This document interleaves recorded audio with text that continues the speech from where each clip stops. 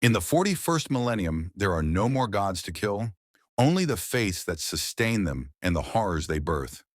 The Imperium had learned to weaponize belief itself, transforming the Emperor's corpse-bound divinity into a shield against the predations of the warp.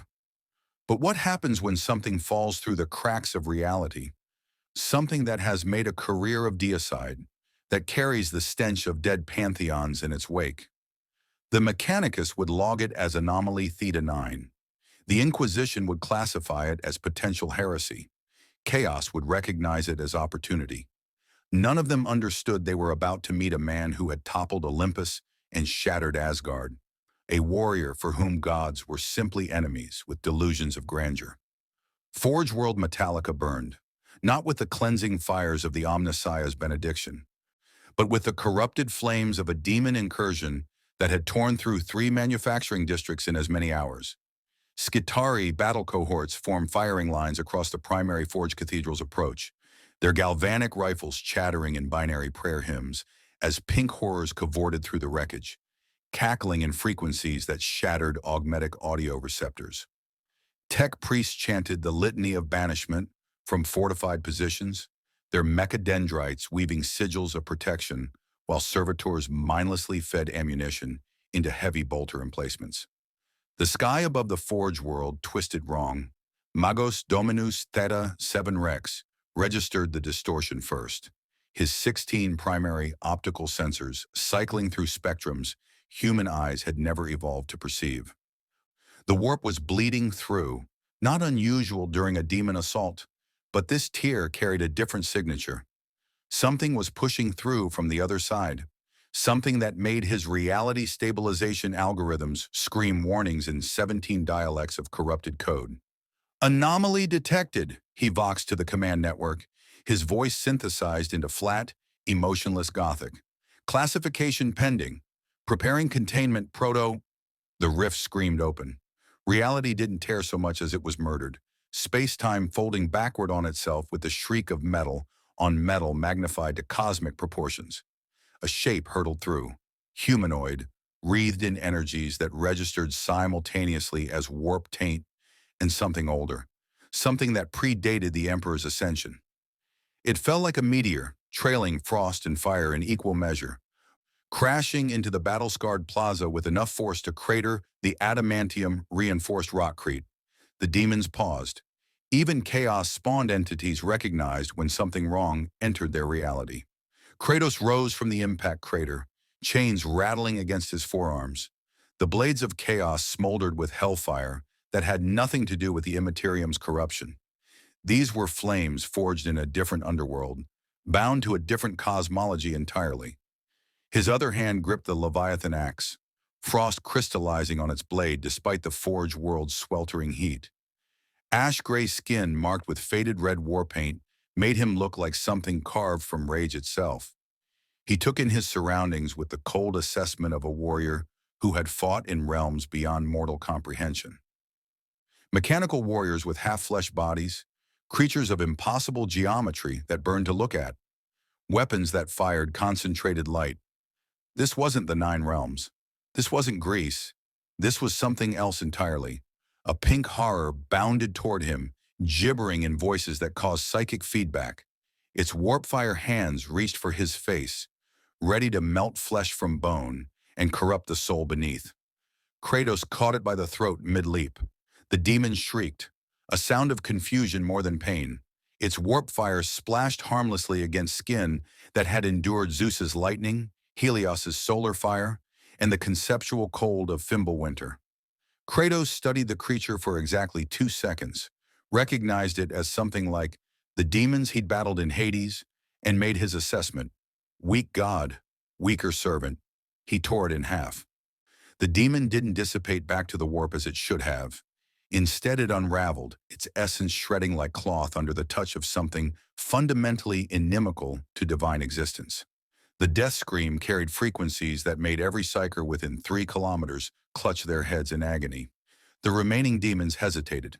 The Skitarii stared through optical sensors that couldn't quite process what they'd witnessed. Magos Theta 7 Rex's threat assessment protocols locked in a feedback loop, unable to categorize the entity that had just permanently destroyed a warp spawn with bare hands. Kratos looked at the mechanical soldiers, then at the burning cityscape, then at the approaching horde of demons who were now reassessing their entertainment value versus survival instinct. He'd been in this situation before, surrounded, outgunned, in a realm he didn't understand. The tactics remained the same: survive, adapt, overcome. The blades of chaos ignited fully, their chains extending with the familiar weight of 10,000 battles. The Leviathan axe hummed with barely contained frost magic. Kratos stepped out of the crater, ash falling from his shoulders like a dark benediction. "Come," he growled in a language that shouldn't have translated, but somehow did, the anger and challenge transcending linguistics. If the demons wanted a fight, they would learn the same lesson Olympus had. Gods could bleed, and Kratos knew exactly where to cut. The battle that followed would be logged in Mechanicus records as Anomaly Theta 9's first manifestation. 36 demons were permanently obliterated, not banished, but ended in 17 minutes of combat that defied conventional warp entity interaction models. The Skitarii cohorts held their positions, weapons tracking the strange warrior who fought with a brutality that made even their emotion-suppressed protocols register something approaching awe. When the last demon fell, bisected by an axe throw that froze its essence mid-scream, Kratos stood in the center of a circle of corrupted ichor and fading hellfire. His weapons returned to ready positions. His breathing remained steady despite the exertion. Around him, 50 Skitarii warriors aimed galvanic rifles at center mass, their targeting solutions optimized for maximum stopping power. Magos Theta, 7 Rex processed the tactical situation. The anomaly was clearly hostile to chaos manifestations. It possessed abilities that suggested either Xenos origin or something far worse, a rogue psyker of unprecedented power, or perhaps an undocumented weapon from the dark age of technology. Regardless, it required immediate containment and study.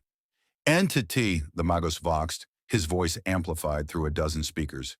"You will submit to Mechanicus authority for cataloging and processing. Compliance is mandatory. Resistance will be met with terminal force."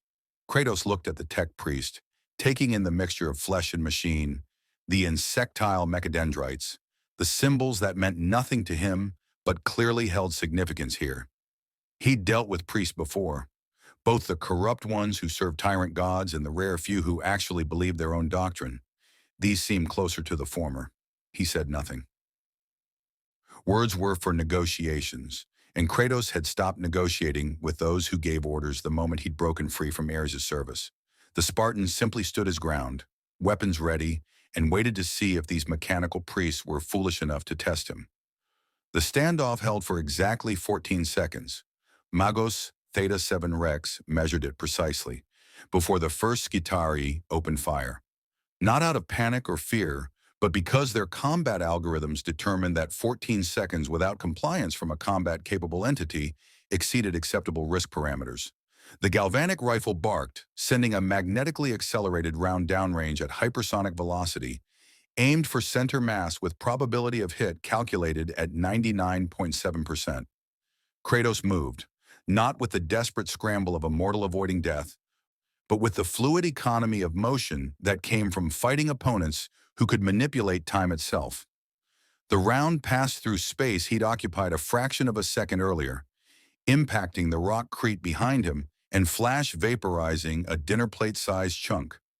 The Skitari's targeting cogitator immediately recalculated, but Kratos was already inside their firing solution, closing the distance with speed that made their threat assessment protocols scream warnings.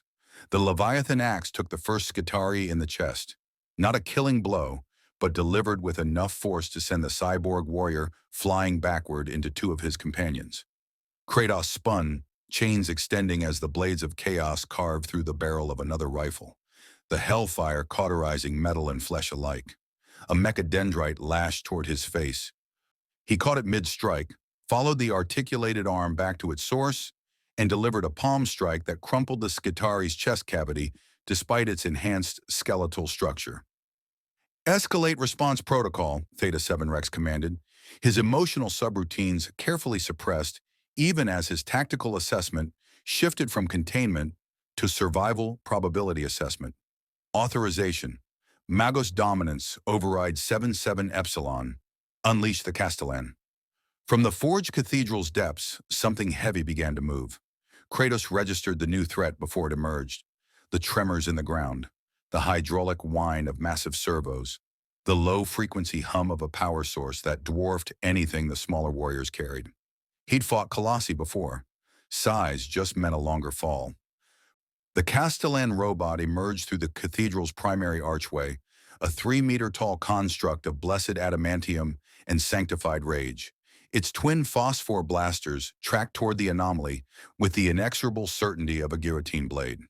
The datasphere protocols hardwired into its cortex knew only one truth: protect the Omnissiah's servants, destroy the Omnissiah's enemies. It fired. Phosphor rounds erupted from both blasters, each projectile burning with heat that could reduce ceramite to slag. The volley transformed the plaza into a hellscape of white-hot detonations, each impact leaving pools of liquefied metal that glowed like dying stars. Any normal warrior would have been vaporized in the opening salvo. Kratos wasn't normal. He weathered the first 3 impacts on pure durability, skin that had endured the conceptual weight of the heavens themselves, proving resistant to mere thermodynamic violence. Burns appeared, flesh blackening, but his healing factor was already working.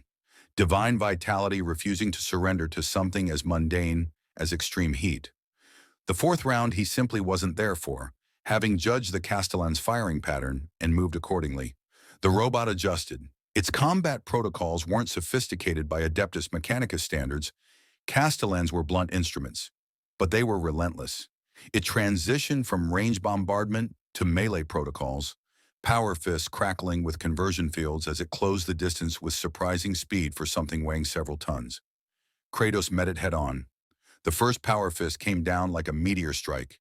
Kratos didn't dodge. He blocked, the Leviathan axe meeting the descending fist with a sound like a starship's hull buckling. Frost exploded from the point of impact, crystallizing along the robot's arm even as the conversion field screamed in protest at the unnatural cold. The second fist came in from the side. Kratos took it on his shoulder, let the impact drive him down, then surged upward with strength that cracked the robot's knee joint and sent it staggering. The blades of chaos found the gap in its armor plating. Hellfire chains wrapped around the Castellan's legs, not to trip it, but to anchor it. Kratos pulled, muscles corded with effort even his divine heritage found taxing, and the robot crashed to its knees with enough force to shatter the rockcrete beneath it. Before its recovery protocols could engage, Kratos was on its back, the Leviathan axe raised high. Fascinating, Theta 7 Rex murmured, watching through 17 different visual spectrums simultaneously. It demonstrates tactical analysis consistent with combat experience against significantly superior forces. Pattern recognition suggests the axe came down. It wasn't a clean kill. Castellans were built to survive orbital bombardment, but Kratos didn't need clean. The axe blade, imbued with the magic of a dead world's dying winter, bit through blessed adamantium with the patient inevitability of glacial advance. Frost spread through the robot's core systems, freezing actuator fluid and causing circuit-blessed cogitators to fail in cascading sequence. The Castellan spasmed once, its datasphere protocols fragmenting into corrupted code, then went still. Kratos stood atop the fallen construct, breathing heavier now but far from exhausted. Around him, the remaining Skitarii held their positions, but didn't fire. Their tactical algorithms had reached consensus. Conventional force application showed 0.03% probability of successful termination.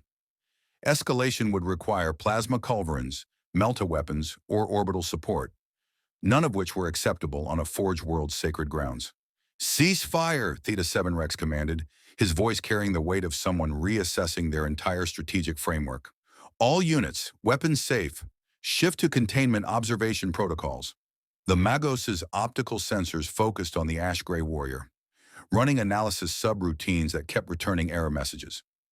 The entity's physiological readings defied categorization, simultaneously organic and somehow more, as if biology had been refined beyond natural limits through means the Mechanicus couldn't quantify. The weapons it carried registered as neither Xenos nor human manufacture, yet showed technological sophistication that suggested advanced material science. Most troubling were the energy signatures. The flames weren't promethium or plasma. The frost wasn't cryoweaponry. Both resonated with frequencies that the Magos' warp detection equipment flagged as divine manifestation, a classification that should have been impossible for anything except the Emperor's blessed servants or chaos corruption. This entity was neither. Anomaly, Theta 7 Rex spoke, this time without the weight of threat. Curiosity, that most sacred of emotions to the Mechanicus, colored his synthesized voice. You demonstrate capabilities inconsistent with known Imperial, Xenos, or Chaos classifications. You destroy demons with permanence impossible for non-sanctioned entities. You wield technologies unknown to Mars's archives. Query, what are you? Kratos descended from the Castellan's corpse, his weapons remaining in hand but no longer in active threat posture. He studied the tech priest, recognizing the shift from combat to interrogation. He'd been here before too, standing in the aftermath of violence, facing those who wanted to understand him, to use him, to control him. The answer was always the same. I am what gods fear, Kratos said, his voice carrying the weight of dead pantheons. And I serve no master. The words translated through the Vox network with perfect clarity, though the linguistics cogitators couldn't identify the original language. Every Skitarii within auditory range processed the statement. Every tech priest monitoring the datasphere marked it for theological analysis. And somewhere in the depths of the Forge World's primary cathedral, an astropathic relay automatically flagged the phrase for inquisitorial review. Because in the 41st millennium, anyone who claimed to make gods fear was either the greatest heretic imaginable or the weapon humanity desperately needed. Theta 7 Rex calculated both possibilities and reached an immediate conclusion. This decision exceeded his authority grade. The anomaly required assessment by those whose understanding of the divine extended beyond the Omnissiah's sacred mysteries. He opened a priority channel to Mars, knowing the message would take weeks to arrive. But he also opened a faster channel, one that reached the vessel already in system, drawn by the same warp disturbances that had heralded the anomaly's arrival. The Inquisition was already here, and they would have questions. The Inquisitor arrived in fire and faith. Her shuttle descended through Metallica's polluted atmosphere like a black dagger, its hull adorned with the sigil of the Ordo Malleus, the demon hunters, those who stared into the warp's abyss and struck back. Escort Valkyries flanked the approach, their heavy bolters tracking potential threats with the paranoid precision that kept inquisitorial agents alive in a galaxy that wanted them dead. The landing was precise, controlled, and delivered with the kind of overwhelming force that communicated a simple message. Cooperation was optional, but survival depended on it.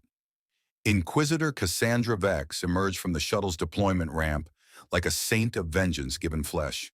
Her power armor was the deep crimson of dried blood, inscribed with wards that made the air around her shimmer with barely contained psychic energy. A bolt pistol rode her hip, custom crafted, each round hand blessed by a cardinal. Her forced sword hummed with psychic resonance, its blade forged from a fallen star and quenched in the tears of martyrs. Or so the legends claimed. In the Inquisition, legends were just truth waiting to be weaponized.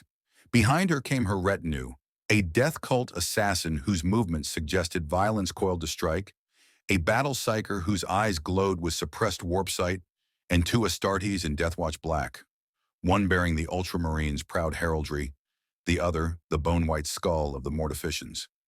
Each was a weapon pointed at the heart of chaos. Each was prepared to die if it meant protecting humanity from corruption. Magos Theta 7 Rex approached with the stiff formality of one addressing a superior authority he didn't technically acknowledge but pragmatically respected. Inquisitor Vex, your timing is, as always, statistically improbable, yet tactically optimal. I was already hunting the warp disturbance that birthed your anomaly, Magos, Vex replied, her voice carrying the aristocratic accent of Terran high nobility, sharpened by decades of combat command.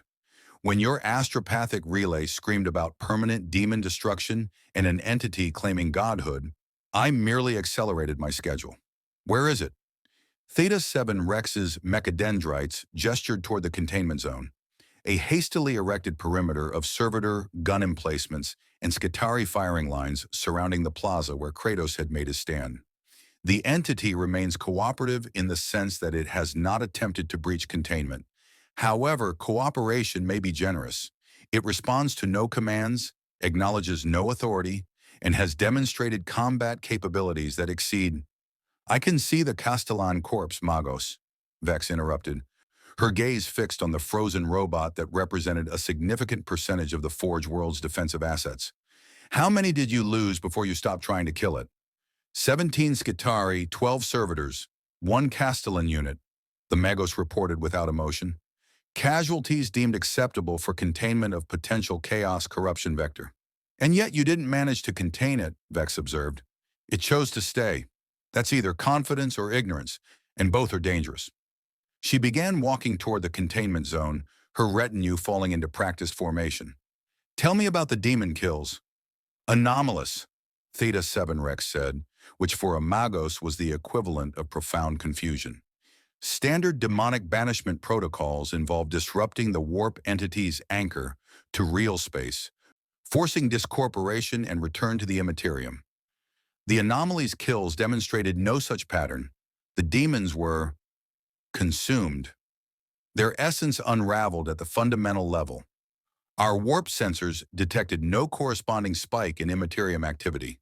Conclusion, the entities were permanently terminated. Vex stopped walking.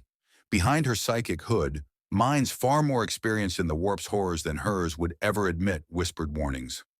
Permanent demon destruction was theoretically possible. The Emperor himself could do it, and certain ancient weapons from the Dark Age might manage it. But for an unknown entity to demonstrate this capability casually, that was either the greatest weapon against chaos she'd ever encountered, or the most sophisticated trap the ruinous powers had ever set. Psyker, she commanded, read it. Tell me what we're dealing with. The battle Psyker stepped forward, his eyes already bleeding luminescent tears as he opened his warp sight. His name was Corvus, and he'd gazed into the souls of demon princes and lived to report their corruption. He focused on the figure standing alone in the containment zone's center, and his psychic senses reached. He screamed, not with fear, but with the overwhelming sensory overload of touching something that registered as both anathema to the warp and intimately familiar with divine power. It was like staring at a black hole that ate gods, a void that had been filled and emptied so many times that it had become a paradox. Souls clung to the entity, thousands upon thousands of them, not consumed but remembered, victories written in divine blood, pantheons reduced to memory. It's, Corvus gasped, blood streaming from his nose as he severed the connection. By the throne it's killed gods, not demons, not warp spawn, but actual gods. I felt their deaths echoing through its soul like trophies. Zeus, Ares, Baldur, names I don't recognize, but entities I feel were on par with the Emperor? Vex finished coldly. No, Corvus whispered. Smaller, older, different, but divine nonetheless, and it murdered them. The two Deathwatch Astartes raised their bolters slightly, target acquisition reflexes engaging. The Death Cult assassin's hand drifted toward her neural whip.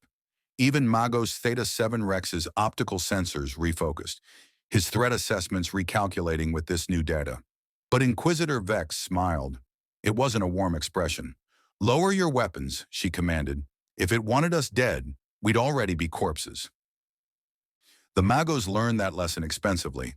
She resumed walking, her force sword remaining sheathed, a calculated gesture of controlled aggression rather than open threat. I'm going to talk to it. If I signal, kill everything within 50 meters, including me. Understood? Yes, Inquisitor, her retinue acknowledged in unison. Vex crossed into the containment zone alone, her boots crunching on frost-rime rockcrete that shouldn't exist on a Forge world where temperature control was measured to the 1000th degree. The entity stood with its back to her, weapons held in ready positions, but not active threat posture. Waiting. She stopped 10 meters distant, close enough to demonstrate confidence. far enough to potentially survive the first strike. "I am Inquisitor Cassandra Vex of the Ordo Malleus," she announced, her voice carrying the weight of Terra's authority. "I hunt demons, corrupt psychers, and those who would see humanity fall to chaos. I've killed things that would drive normal humans mad just by perceiving them. I've authorized exterminatus on 3 worlds to prevent demonic incursion. I speak with the voice of the Emperor himself, and my word is law across 10,000 worlds." Kratos turned to face her, and Vex felt the full weight of his gaze. She'd stared down demon princes. She'd negotiated with alien warlords. She'd faced the chapter masters of Space Marine chapters with 10,000 years of proud history. None of them had eyes quite like this. Not cruel, not kind, just infinitely tired and infinitely certain. "You think your titles matter to me?" Kratos asked, his voice like grinding stone. "I've stood before Zeus on Olympus's heights. I've spoken with Odin in Asgard's halls. Your emperor is just another name for the same thing. Power demanding worship, faith demanding sacrifice." "Then you misunderstand the Imperium," Vex replied coolly. "The emperor doesn't demand worship. Humanity chooses it, because without that faith, we fall to chaos. You've killed demons permanently. I've been briefed. You know what we face. The warp is infinite, patient, and hungry. Our faith is the only weapon that holds it at bay." "Faith is a chain," Kratos said. "Gods forge chains. I break them. Even if breaking them dooms trillions?" The question hung in the polluted air between them. Vex watched his expression, reading the micro-movements that even the most disciplined warriors couldn't fully suppress. She saw the flicker of something, not doubt, but recognition. This was someone who'd asked himself the same question before. "I don't know your galaxy," Kratos admitted, and that honesty was somehow more dangerous than any threat. "I don't know your gods, your wars, or your chains, but I know what happens when gods grow too powerful. I know what happens when faith becomes tyranny. And I know what happens when humanity faces the darkness alone," Vex countered. "We die, screaming, begging for salvation that never comes. The Emperor may be a god by your definition, but he's our god, and he's all that stands between humanity and extinction." She took a step closer, her force sword remaining sheathed. "You kill gods. The Imperium needs weapons against gods. You want to understand this galaxy? I can show you. I can show you why we fight, why we believe, why we endure." "And in return," Kratos asked, because he'd heard too many offers from too many pantheons to believe in charity. "In return, you kill demons," Vex said simply. "We're facing a chaos incursion 3 systems from here. A demon prince of Khorne who's turned an entire sector into a charnel house. Standard containment is failing. We need something permanent. You demonstrated that capability 37 minutes ago in this plaza." Kratos considered the offer. He was trapped in this realm. That much was clear. The rift that had pulled him through was gone, and he had no idea how to recreate it. Until he understood this galaxy's nature and found a way home, he needed information. And this Inquisitor, whatever her flaws, clearly had access to that information. More importantly, demons were demons in any reality. If this galaxy was truly besieged by such entities, then fighting them was simply survival. "Show me," Kratos said. "Show me these chaos gods and their servants. If they're truly gods, I'll do what I've always done." Inquisitor Vex smiled again, and this time it carried genuine satisfaction. She'd gambled that a god-killer would be drawn to the ultimate challenge, and the gamble had paid off. "Then welcome to the Imperium's service anomaly," she said. "We'll teach you about the 40-year first millennium, and you'll teach the warp why even gods should fear." Behind them, Magos Theta 7 Rex logged the exchange in 17 different formats, already composing the report he'd send to Mars. The Inquisition had acquired a weapon. Whether it would save humanity or doom, it remained to be calculated. But for Kratos, the calculation was simpler. Another realm, another war, another pantheon to test themselves against his blades. And gods, whatever they called themselves here, always fell the same way. The unrelenting judgment cut through the warp like a knife through diseased flesh. The inquisitorial frigate was smaller than the battleships that formed the Imperium's Iron Fist, but it possessed something far more valuable than raw firepower: autonomy.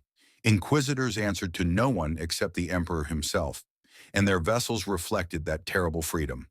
Its hull was inscribed with words that made reality itself recoil, its Geller field reinforced with the psychic screams of 1,000 martyred saints, its weapons blessed by 3 different ecclesiarchs who'd all died suspiciously after the consecration ceremonies.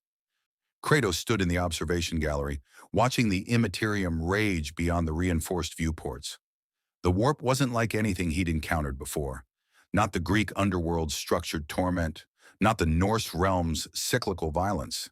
This was chaos in its purest form, infinite and hungry, pressed against reality like a predator testing a cage's bars.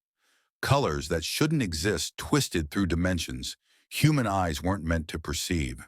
Shapes suggested themselves and fled before comprehension could anchor them. He'd seen godly realms before. This was different. This was alive in a way that suggested intelligence without sanity, purpose without comprehension. Disturbing, isn't it? Inquisitor Vex appeared beside him, her power armor replaced with more practical shipboard robes that still managed to convey lethal authority. The Immaterium, the Warp, the Sea of Souls, mankind's collective psychic reflection given terrible form.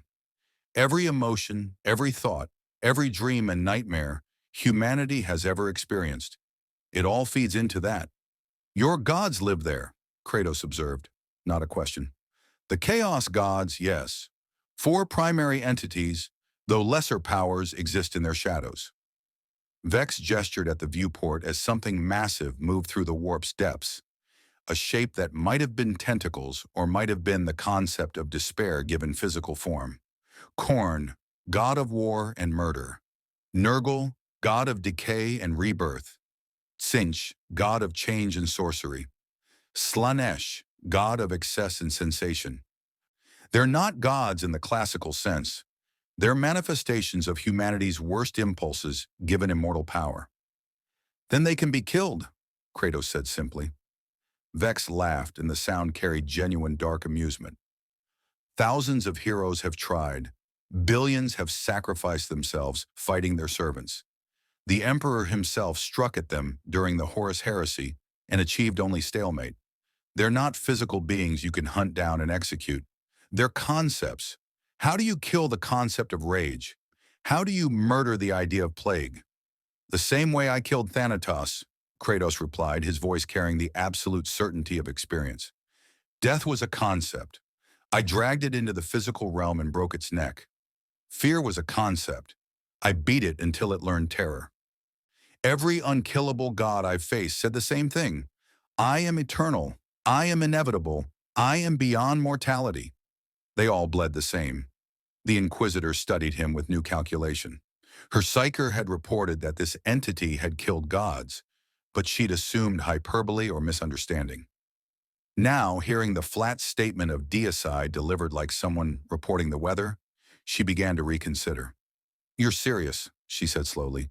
You've actually killed concepts given form. If it can think, it can be hurt, Kratos said. If it can be hurt, it can be killed. Size, power, divinity, these are just obstacles requiring different tactics. Your chaos gods bleed through into this reality. That means they have anchors. Anchors can be severed. Vex felt something stir in her chest, an emotion she'd thought dead after 3 decades of inquisitorial service. Hope, dangerous, foolish hope that maybe, just maybe, this anomaly represented something more than another weapon in the endless war. Maybe he represented the possibility of actual victory. We'll test that theory soon enough, she said, forcing pragmatism over optimism. But first, you need to understand what you're facing. Come, I'll show you the enemy. She led him deeper into the ship, past crew quarters where naval ratings made the sign of the Aquila, and whispered prayers as he passed, through armories where servitors mindlessly maintained weapons that could level continents, down into the secured chambers where the Inquisition kept its most dangerous tools and most terrible secrets. The briefing chamber was built like a fortress, walls 3 meters thick, reinforced with blessed adamantium and inscribed with words that made Kratos' divine senses itch. A hololithic projector dominated the center, currently displaying a slowly rotating image of a planet wreathed in flame. Around the chamber stood Vex's full retinue, the Death Watch Astartes, Brother Sergeant Tarn of the Ultramarines, and Brother Kale of the Mortificians. The Death Cult assassin Savara, whose eyes tracked Kratos with professional predatory interest, and Corvus the Battle Psyker, who still looked pale from his earlier attempt to read the God-Killer's soul. "This is Valorum Tertius," Vex began, activating the hololithic display. The planet expanded, revealing continental-scale devastation. Cities burned in patterns that suggested deliberate artistry rather than tactical bombardment. Population, 7 billion. Agricultural world, moderate industrial capacity, strategically insignificant except for one detail. 3 months ago, the planetary governor declared the Emperor false and converted the entire world to Khorne's worship. The display shifted, showing picked captures of the transformation. Peaceful farmland transformed into blood-soaked altars. Cathedrals dedicated to the Emperor reforged as brass monuments to the blood god. Citizens turned cultists, their eyes burning with fanatic devotion as they murdered neighbors, family, friends, anyone who refused conversion. "We've seen chaos corruption before," Brother Sergeant Tarn rumbled, his voice processed through his helmet's Vox grill into something inhuman. "Standard protocol is orbital bombardment, followed by Astartes deployment if ground resistance proves significant. This situation exceeds standard parameters." The hololithic display zoomed to the planet's largest hive city. At its center stood something that made even Kratos' expression tighten. A figure 20 meters tall, its armor forged from brass and bone, its face a canine skull wreathed in eternal flame. 8 limbs ended in weapons that dripped blood that defied gravity, flowing upward in defiance of natural law. Wings of flayed skin spread from its back, each membrane inscribed with names of the slaughtered. Gorethirst the Unending, Vex identified. Demon Prince of Khorne, ascended champion who murdered so many that Khorne elevated him beyond mortality. He's killed 3 companies of Imperial Guard, 2 squads of Adeptus Sororitas, and a Grey Knight strike force that attempted containment. "Grey Knights?" Kratos asked. "The Emperor's personal demon hunters," Corvus explained, his voice hollow. "Psykers trained from birth, equipped with weapons forged from the Emperor's own will, armored in faith itself. They're designed specifically to combat warp entities. Gorethirst killed all 12 of them in 6 minutes." The hololithic recording played. Kratos watched as armored warriors wielding flaming swords charged the Demon Prince. They fought with precision that reminded him of Spartan phalanxes. Each warrior's position calculated to support the others, each strike designed to exploit openings created by their brothers. They were magnificent. They were also slaughtered. Gorethirst moved with speed that shouldn't exist in something that massive. Its weapons, axes, swords, spears, all forged from warp stuff and mortal suffering, carved through blessed armor like parchment. When one Grey Knight managed to wound it, driving a flaming sword through the demon's thigh, Gorethirst simply laughed and grew stronger, the wound feeding its battle frenzy rather than weakening it.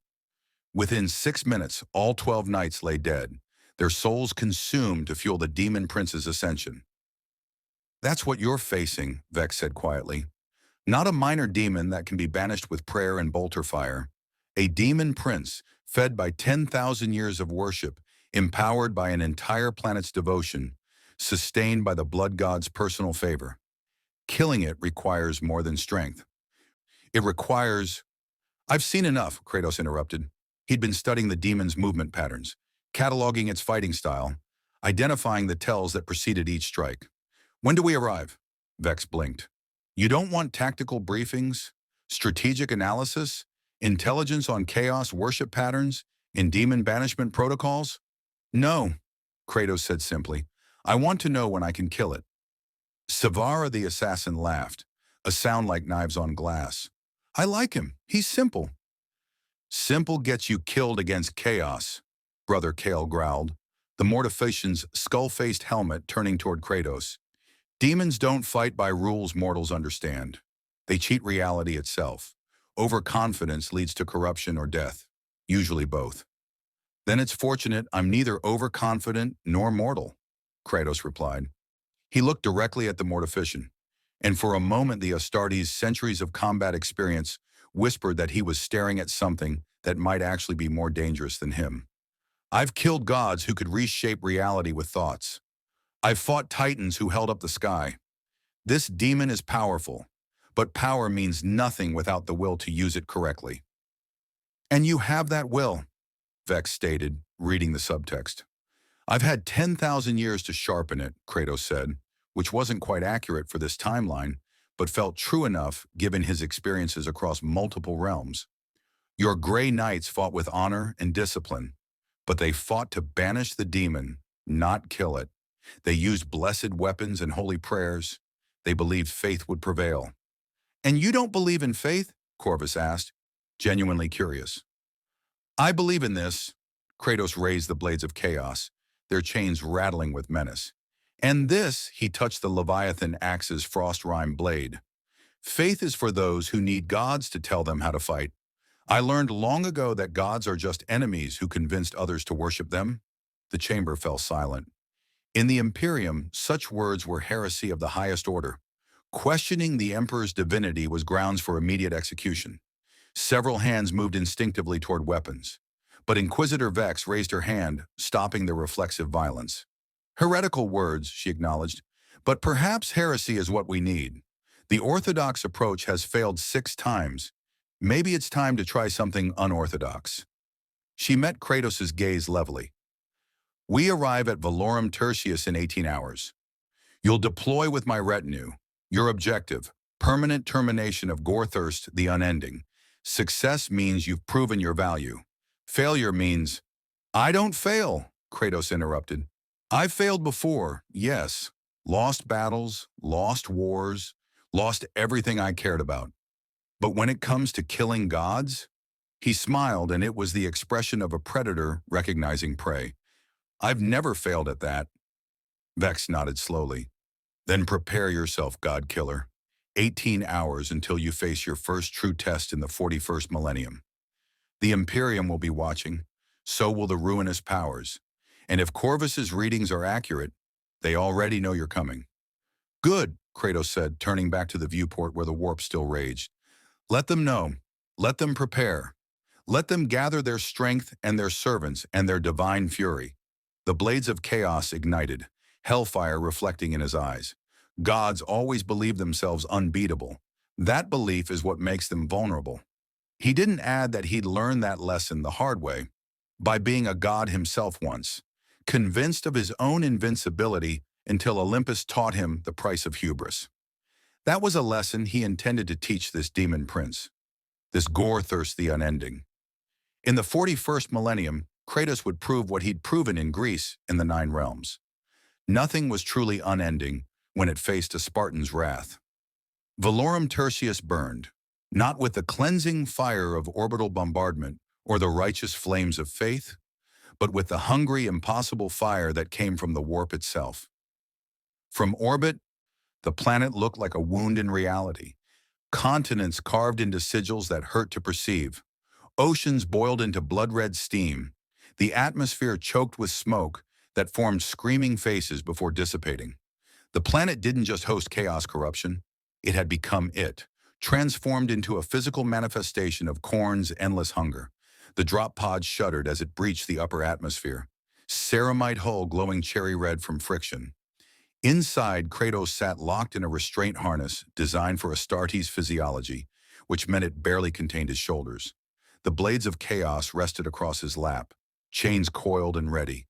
The Leviathan axe was mag-locked to the pod's interior, frost already crystallizing along the attachment point despite the descent heat. Across from him, Brother Sergeant Tarn checked his bolter's machine spirit with practiced ritual, whispering the litany of accuracy. Brother Kale sat in silence, his skull-faced helmet reflecting the pod's emergency lighting. Savara the assassin occupied the smallest harness, her body language suggesting coiled violence, waiting for release. Corvus had his eyes closed, psychic wards tattooed on his eyelids, glowing faintly as he navigated the warp's corruption bleeding through the planet's surface. Inquisitor Vex occupied the command position, her armor's tactical display showing the descent trajectory. They were aimed at the Hive City's outskirts, close enough to reach Gorthirst's position within hours. far enough to avoid landing directly in his demonic court's jaws. 30 seconds to impact, she announced over the Vox. Remember the mission parameters. We are not here to purge the entire planet. That's what orbital bombardment is for. We're here to kill the Demon Prince. Once Gorethirst is permanently terminated, the remaining cultists lose their linchpin. The planet can be cleansed conventionally. And if conventional cleansing fails? Brother Kale asked. Then we authorize exterminatus and reduce this world to a lifeless rock, Vex replied without hesitation. But I'd prefer to reclaim 7 billion souls for the Emperor rather than purge them, hence our passenger. She glanced at Kratos, who hadn't moved since the pod launched. His eyes were closed, his breathing steady, his posture suggesting not pre-combat tension, but absolute calm. She'd seen Space Marines meditate before battle, but this was different. This was the stillness of a predator that had hunted so long that waiting was just another form of motion. 20 seconds, the pod's machine spirit announced in flat binaric cant. Brace for impact. The world became violence. The pod hit like the fist of an angry god, retro thrusters screaming as they fought to arrest momentum. The harnesses strained against forces that would liquefy unaugmented humans. Kratos felt his bones compress, his divine physiology adapting to stresses that would shatter ceramite. Then the explosive bolts fired, the deployment ramp blasted outward, and they were moving. The landing zone was a manufacturing district that had been transformed into something obscene. Assembly lines that once produced agricultural equipment now churned out brass collars, corns mark, to be worn by worthy skulls. The workers hadn't been killed, they'd been changed. Their bodies twisted into living factories, pistons and muscle fused into grotesque symbiosis. They screamed continuously, their torment fueling their production quotas, their suffering feeding the blood god's hunger. Emperor, preserve us, Corvus whispered, his psychic senses reeling from the concentrated agony. Kratos had no such reaction. He'd seen Hephaestus's forges in the depths of Olympus, where souls were hammered into weapons. He'd witnessed the dwarf smiths of Svartalfheim craft treasures from living essence. Horror was contextual, and context was meaningless when the objective was clear. Which direction? He asked simply. Vex's tactical display flickered, struggling against the warp interference saturating the environment. Northeast, 3 kilometers. The Hive City's central cathedral. Gorethirst has claimed it as his throne room. She paused, her sensors detecting movement. Contact, multiple hostiles inbound. They came from the Manufactorum's depths, cultists bearing the mark of Khorne, their bodies enhanced by demonic mutation. Some walked on legs that had become digitigrade talons. Others dragged themselves forward with arms that terminated in bone blade claws. All of them screamed prayers to the blood god, their voices harmonizing into a psychic assault that made reality itself flinch. The Death Watch opened fire first. Bolters roared, their mass reactive shells programmed with blessings that made them especially lethal against chaos-tainted flesh. Cultists exploded in showers of corrupted meat, each death marked by the brief flare of a demon's essence being banished back to the warp. But there were dozens, then hundreds. The Manufactorum was vomiting forth every corrupted soul it contained, drawn by the psychic beacon of the Inquisitor's presence and the strange wrongness that Kratos radiated. They're overwhelming the firing solution, Brother Tarn reported, his bolter's drum magazine already half depleted. Recommend tactical withdrawal and... Kratos walked forward. Not charged, not leaped, just walked into the oncoming horde with the patient inevitability of a glacier. The first cultist reached him, a thing that had been human once, now sporting a third arm ending in a bone spike. It thrust the spike toward Kratos' throat with speed enhanced by demonic blessing. The blades of chaos caught it mid-strike, chains wrapping around the spike and pulling. The cultist came with it, dragged off balance, and Kratos' knee came up to meet its descending face. Bones shattered. The cultist fell. The blades were already moving, carving through 2 more attackers with the efficiency of someone who'd spent lifetimes perfecting the art of killing. Covering fire, Vex ordered, recognizing opportunity when she saw it. Support the anomaly's advance. Savara, screen our flanks. Corvus, psychic suppression on any summoning attempts. The battle became a moving slaughter. Kratos carved a path through the horde like he'd carved through the armies of Olympus, not with wild berserker rage, but with brutal precision. Every strike killed. Every movement positioned him for the next kill. The blades of chaos sang through corrupted flesh, their hellfire burning away demonic essence before it could return to the warp. When a cluster of cultists tried to swarm him, the Leviathan axe spun from his hand, its frost magic flash freezing bodies mid-charge before the weapon returned to his grip. Behind him, the inquisitorial retinue adapted to his rhythm. The Death Watch provided covering fire, their bolters targeting any cultist trying to flank the advancing god-killer. Severa became a shadow of death, her neural whip cracking through the cultists' psychic coordination.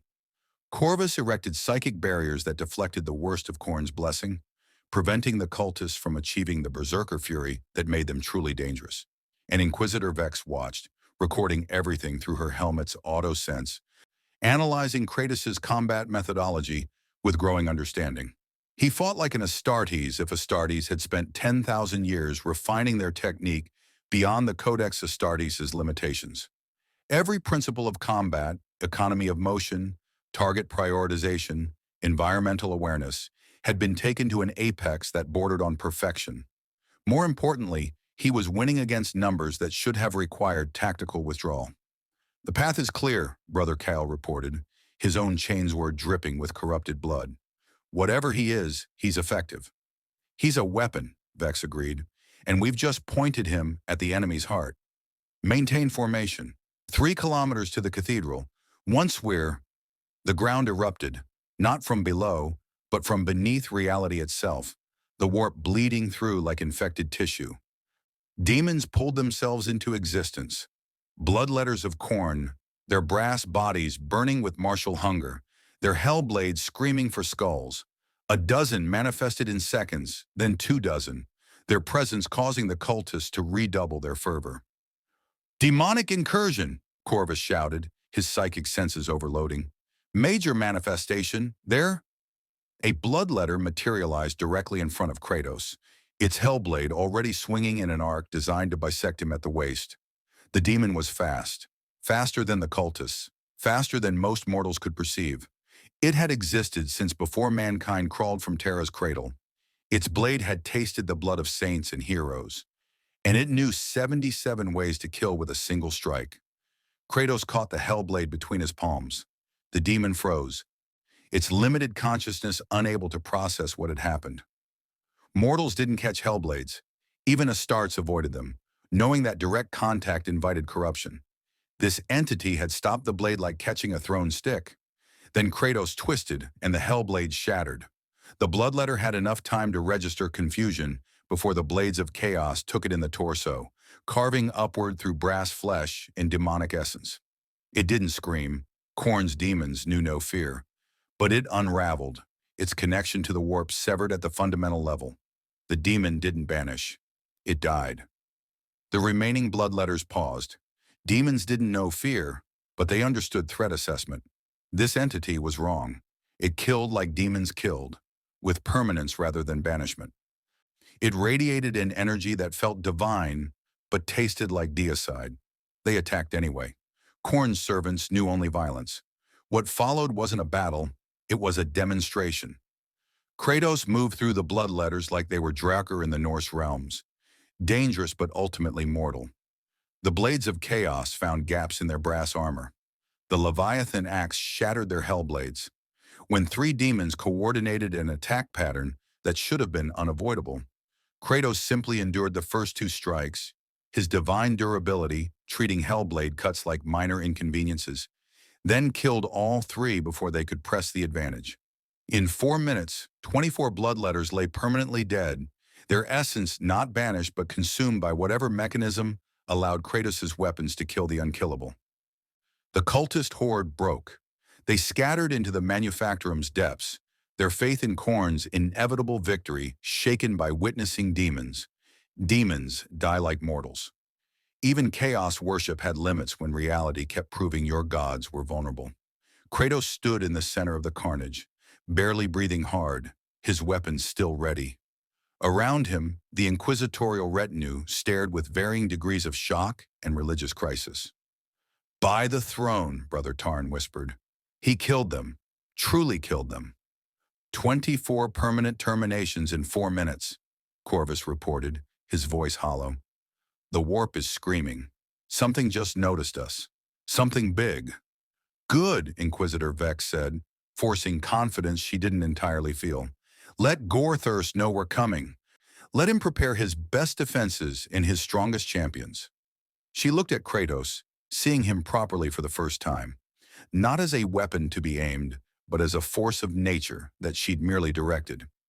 "Because we're bringing something he's never faced before, a god-killer who doesn't care about his reputation." Kratos said nothing. He was already walking toward the cathedral, toward the demon prince who thought himself unending, toward the inevitable confrontation between divine arrogance and Spartan certainty. Behind him, reality itself seemed to flinch, the warp's corruption retreating slightly from his presence. Khorne might be the god of blood and skulls, but Kratos had taken skulls from gods themselves, and he was just getting started. The cathedral rose from the hive city's heart like a tumor of brass and bone. What had once been the basilica of the Emperor's eternal vigilance, a structure capable of holding 50,000 faithful, had been reforged into something that violated architectural logic. Spires twisted in geometries that suggested screaming, their surfaces carved with names of the slaughtered in script that bled continuously. Stained glass windows depicting the Emperor's greatest victories had been shattered and replaced with membranes of flayed skin, backlit by fires that burned without fuel. The entrance was a mouth lined with teeth harvested from 1,000 species, and from within came the sound of worship. 10,000 voices raised in praise of Khorne, their prayers a constant roar of demanded violence. "The entire city's population has gathered inside," Corvus reported, his psychic senses probing the cathedral's interior despite the pain it caused. "They're not just worshiping, they're sustaining him. Every prayer feeds Gorthurst's power.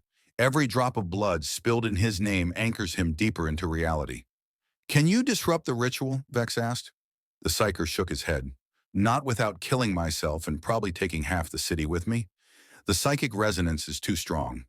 We'd need a choir of sanctioned psychers working in concert, or..." He trailed off, looking at Kratos. "Or we kill the focus of their worship. Decapitate the snake, the body dies. Except this snake has 10,000 cultists serving as its scales," Brother Kale observed, his Auspex scanner painting tactical data across his helmet display. "And every one of them is enhanced by demonic blessing. Even for Astartes, those numbers are problematic."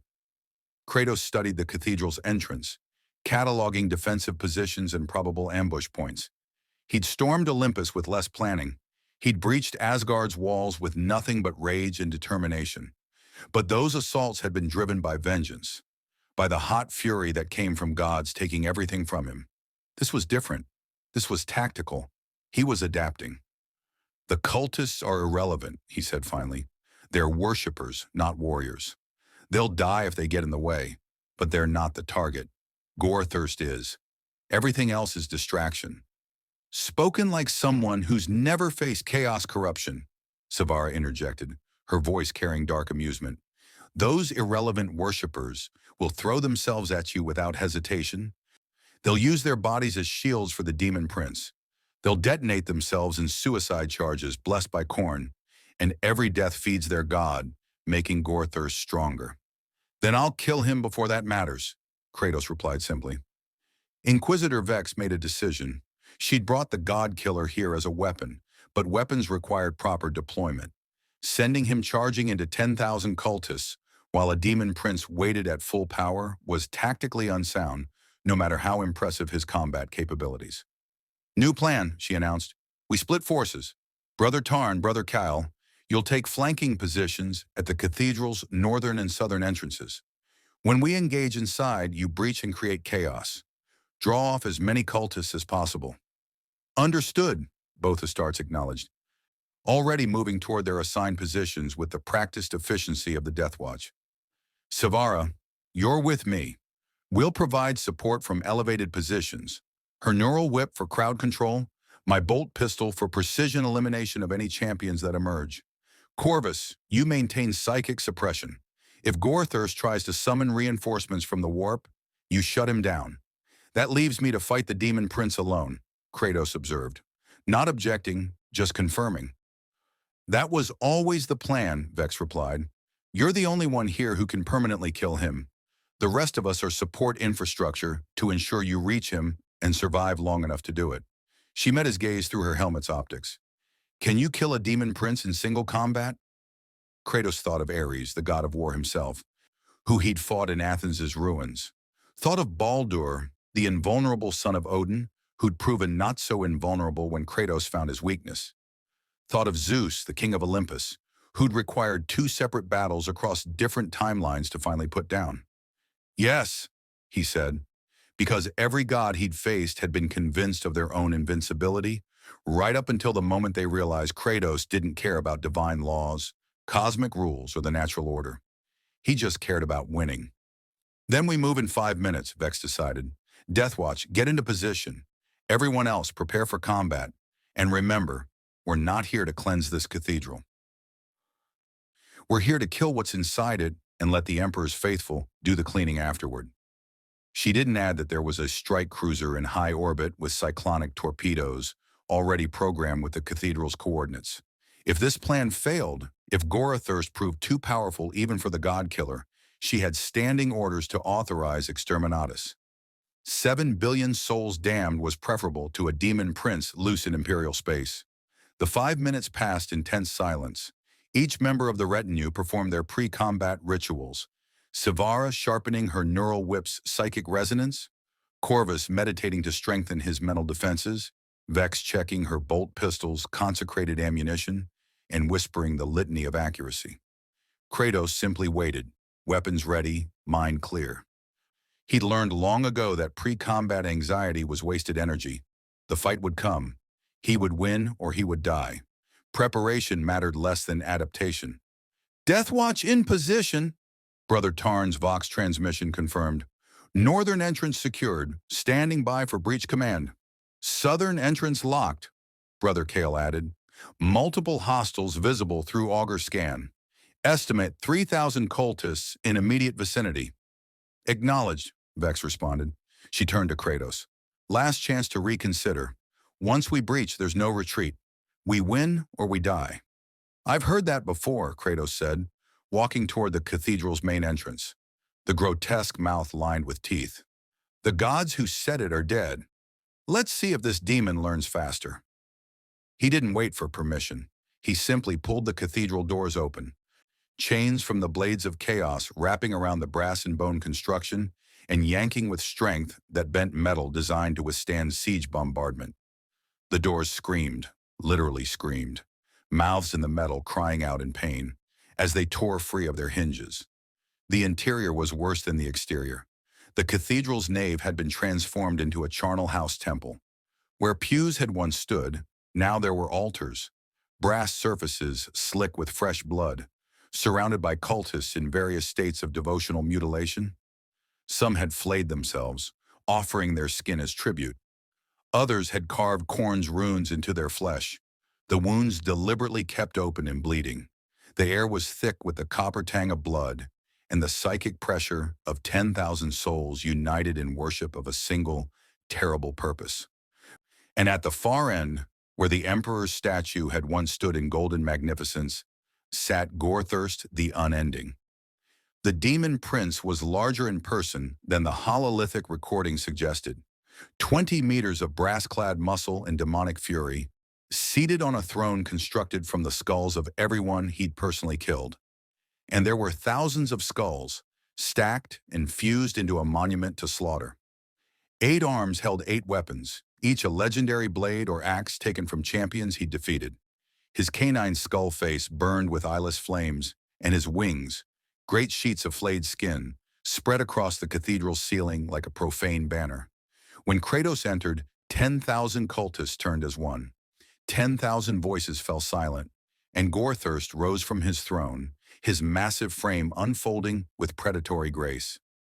At last! The demon prince's voice was thunder made malicious, resonating in frequencies that caused the cathedral's brass to vibrate in sympathy. The warp whispered of your coming, Godslayer. The blood god himself has taken notice of the soul that reeks of dead pantheons. Kratos said nothing. He walked forward, his pace steady, weapons held ready. The cultists pressed back, creating a path, not from fear, but from anticipation. They wanted to see this. They wanted to witness their champion tear apart the anomaly that dared challenge Khorne's servant. You have killed gods, Gorthurst continued, descending from his throne, each footstep causing the cathedral floor to crack. But you have never faced one who serves the god of blood. I am eternal. I am unending. I am the skull taker, the bloodletter, the champion of Khorne's infinite fury. Still, Kratos remained silent. He'd learned that gods liked to talk.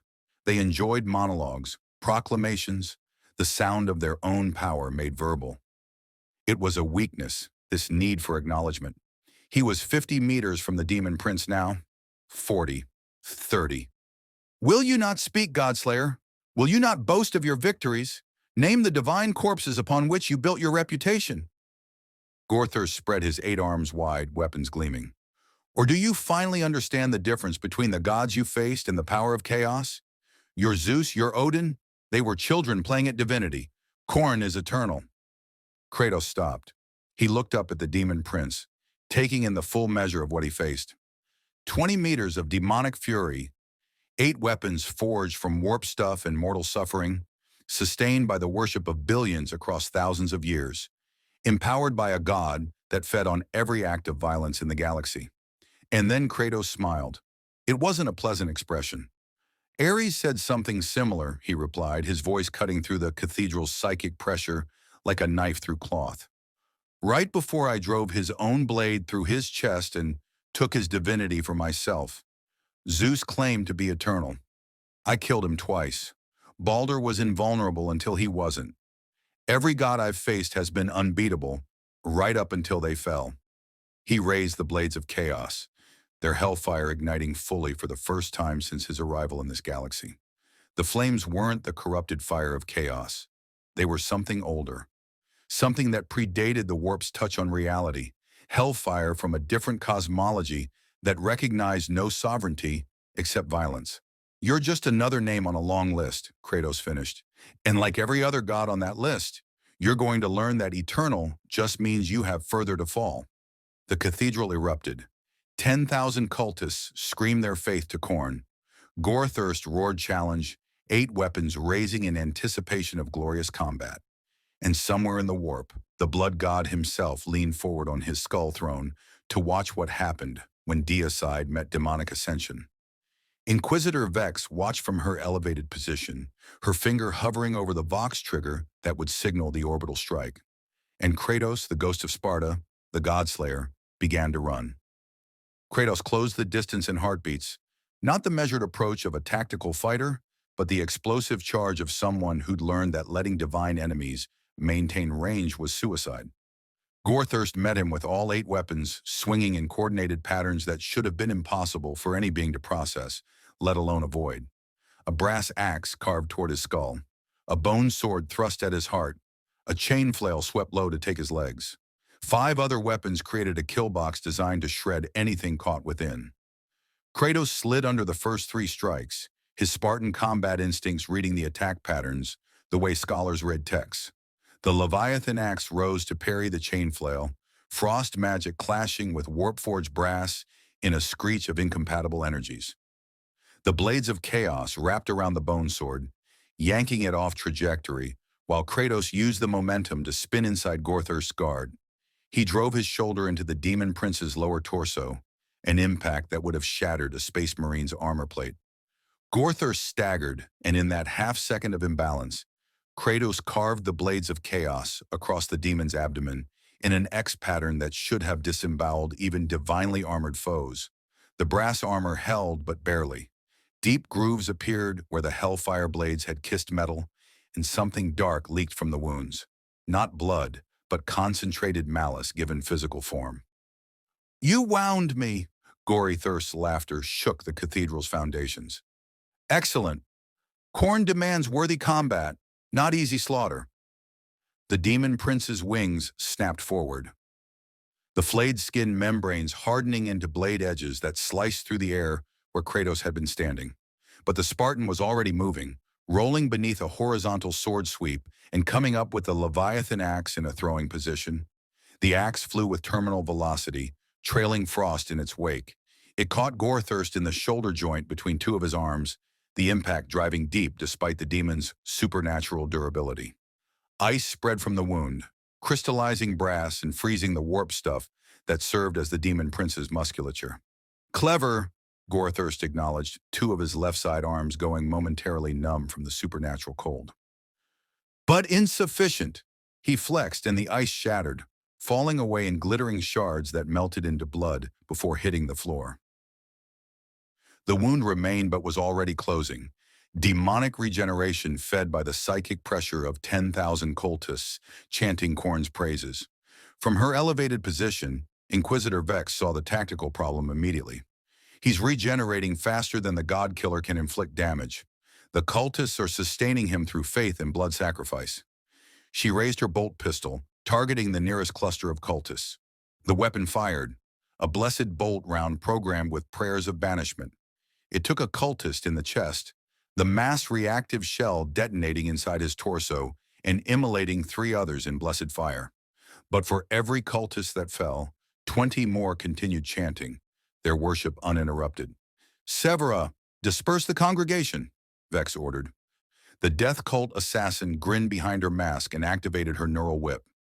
The psychic weapon lashed out across the cathedral's nave, its crackling length passing through physical matter without resistance but detonating against the cultists' minds like grenades. 50 worshippers collapsed simultaneously, their brains hemorrhaging from psychic overload. The chanting wavered, just for a moment, but enough. Gorthirst's regeneration slowed, the wound in his shoulder closing at half speed. The demon prince's skull face turned toward the elevated positions where the inquisitorial retinue operated, and his voice carried deadly promise. "Your interference will be punished, but first..." He never finished the threat. Kratos had used the distraction to recall the Leviathan axe, the weapon flying back to his grip with enough force to pulverize anything in its path. Now he pressed the assault, the blades of chaos becoming a whirlwind of hellfire and chain-wrapped death. He targeted joints, weak points in the brass armor, the spaces between the demon's multiple arms where coordination created gaps. It was the same tactic he'd used against Kronos, the Titan of Time: identify the massive enemy's vulnerabilities and exploit them relentlessly. Size was just another form of weakness if you knew where to strike. A brass axe came down in an overhead chop that could split tanks. Kratos caught it between his crossed blades, the impact driving him knee-deep into the cathedral's floor but failing to break his guard. He twisted, using the demon's own strength against it, and the axe's trajectory shifted enough that it buried itself in the floor instead of Kratos' skull. Before Gorthirst could recover the weapon, Kratos severed the hand holding it. The strike was surgical. The blades of chaos wrapped around the demon's wrist, hellfire burning through brass and warp stuff, and then Kratos pulled with the kind of strength that came from holding the weight of the world. The hand separated at the wrist, tumbling away in a spray of that dark knot blood. "Pain," Gorthirst observed, and somehow the demon prince sounded pleased. "I had forgotten pain. Thank you, Godslayer. Khorne is pleased with this combat." The severed limb burst into flames, not hellfire, but the brass and blood fire of Khorne's blessing. The flames rushed back to Gorthirst, and the hand regrew, bone and brass erupting from the stump in seconds. The demon reclaimed his axe and pressed the attack with renewed fury. From the northern entrance, Brother Sergeant Tarn's Vox transmission cut through the combat noise. "Breaching now. Emperor, guide our aim." The northern doors exploded inward under melt-to-charge detonation, ceramite-clad Astartes warriors storming through with bolters blazing. Cultists died in droves, mass reactive shells turning corrupted flesh to paste. The southern entrance followed seconds later, Brother Kaol leading a second assault that caught the congregation in a brutal crossfire. The chanting fractured. Cultists broke from their worship to face the new threats, their demonic mutations driving them into berserker charges that threw themselves at the Space Marines with suicidal fury. The cathedral descended into chaos, not the organized chaos of worship, but genuine tactical disorder. And Gorthirst's regeneration slowed again. Kratos felt the shift, the demon prince's wounds closing at quarter speed now, the warp connection sustaining him weakened by his followers' divided attention. This was the opening. This was the moment every god-killer learned to recognize, when divine invincibility showed its first cracks. He activated Spartan Rage. The transformation wasn't visible. No glowing aura, no obvious physical change. But something shifted in Kratos' stance, his eyes burning with the kind of fury that had toppled pantheons. Every movement became sharper, faster, stronger. This was the berserker state that Spartan warriors had cultivated for generations.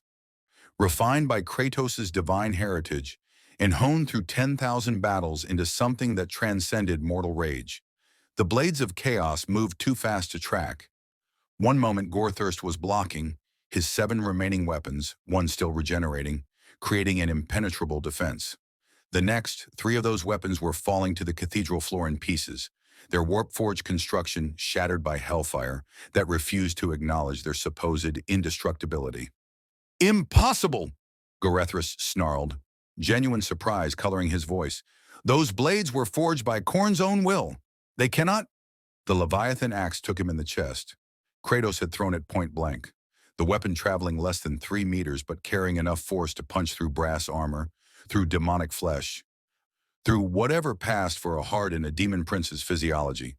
The blade bit deep, frost magic erupting from the wound and crystallizing everything it touched. Gorthirst's massive form seized, his regeneration not just slowed, but reversed as the supernatural cold began turning his essence into brittle ice. The demon prince looked down at the axe buried in his chest, then back at Kratos, and for the first time his voice carried something other than arrogant certainty. "You are not mortal." "No," Kratos agreed, stepping forward and gripping the axe's handle. "I was a god once. I gave it up. Divinity is just another chain, and I've had enough of chains." He twisted the axe and Gorthirst screamed. It wasn't the battle roar of a warrior reveling in combat. It was genuine agony, the sound of something that had forgotten pain being reminded of mortality. The demon prince stumbled backward, his remaining hands clutching at the wound even as frost spread across his brass armor like cancer. From somewhere impossibly distant yet terrifyingly close, something noticed. Corvus felt it first, a psychic pressure so immense that his wards shattered like glass, blood erupting from his eyes and ears as his mind brushed against something vast. "The blood god!" he gasped through hemorrhaging lungs. "Khorne himself is watching. He's—" The warp split. Reality tore open above Gorthirst's throne, a wound in space-time that bled raw chaos energy. Through the rift came power, not reinforcements, not demons, but pure divine fury made manifest. It poured into Gorthirst like molten brass, burning away the frost magic, regenerating severed limbs, amplifying the demon prince's strength 100-fold. "Khorne does not allow his champions to fall so easily." Gorthirst's voice was no longer just his own. It carried the harmonic of something infinitely larger, infinitely hungrier. "You have impressed the blood god, Godslayer. Now face him through me." The demon prince's form expanded, brass armor cracking and reforming into something larger, more terrible. New arms erupted from his torso, each wielding weapons pulled from the warp's depths. His wings spread wider, their flayed skin surface now inscribed with names that hadn't been written yet. The deaths he would claim, the skulls he would take, the blood he would spill. This wasn't just Gorthirst anymore. This was Gorthirst as Khorne's direct avatar, sustained not by cultist worship, but by a chaos god's personal attention. Inquisitor Vex's hand moved to the Vox trigger. This was beyond parameters. This was a situation that required orbital bombardment, maybe even exterminatus. Whatever Kratos was, he couldn't fight a chaos god directly. No one could. But before she could give the order, Kratos did something unexpected. He smiled. "Finally," the Spartan said, pulling the Leviathan axe free from Gorthirst's chest and letting it return to his hand. A real challenge, because Kratos had fought gods at the height of their power. He'd battled Zeus when the king of Olympus wielded the full might of the Greek pantheon. He'd faced Odin in Asgard's throne room with the All-Father channeling the Nine Realms' power. This demon prince, empowered by a chaos god's attention, was just the next iteration of the same eternal conflict. Gods thought themselves unbeatable. Kratos had built a career proving them wrong. And he wasn't done yet. The empowered demon prince moved like lightning given malicious form. 12 arms struck in patterns that defied tactical analysis, each weapon trailing warp fire that burned with Korn's direct blessing. The cathedral floor shattered under his footfalls, each step releasing gouts of blood-red flame from cracks in reality itself. This wasn't just a demon prince anymore. This was a fragment of a chaos god made manifest, and the difference was written in the way reality bent around Gorthur's transformed body. Kratos met the assault with Spartan rage at full fury. The blades of chaos became a shield of hellfire and chain, deflecting strikes that would have vaporized Astartes' armor. The Leviathan axe carved through warp-forged weapons, its frost magic clashing with Korn's fire in detonations that sent shockwaves rippling across the cathedral. Where their weapons met, reality screamed. Two incompatible cosmologies forced into violent contact. A brass sword longer than Kratos was tall descended in an overhead chop that split the air itself. Kratos didn't dodge. He blocked, catching the blade between his cross blades of chaos and holding against pressure that cracked the floor beneath his feet. His muscles strained, divine heritage pushed to limits that would have shattered lesser beings, but he held. Then he pushed back. The demon prince staggered, just a half step, but enough to create an opening. Kratos flowed into it, the Leviathan axe carving a horizontal arc that took Gorthurst across the thigh.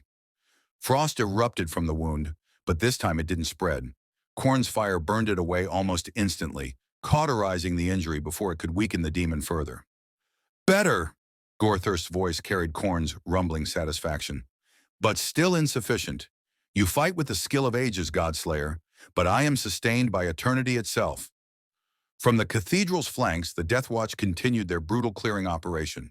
Brother Sergeant Tarn's power fist pulverized cultists 3 at a time, each strike accompanied by the litany of hatred. Brother Kale's Stormbolter turned corrupted flesh to red mist, his aim guided by centuries of combat experience. But for every cultist that fell, the remaining worshippers only chanted louder, their faith unshakable even as death claimed their brothers. Inquisitor Vex fired precisely, each bolt round, targeting cultists who showed signs of demonic possession or psychic capability. Savara's neural whip cracked through crowds, disrupting coordination and breaking the psychic bonds that unified the congregation. But it wasn't enough. Even with the Death Watch's brutal efficiency, even with the inquisitorial retinue's focused strikes, 10,000 cultists couldn't be eliminated fast enough to matter. And Gorthurst kept regenerating, kept growing stronger, kept pressing Kratos with the kind of relentless assault that should have broken any warrior.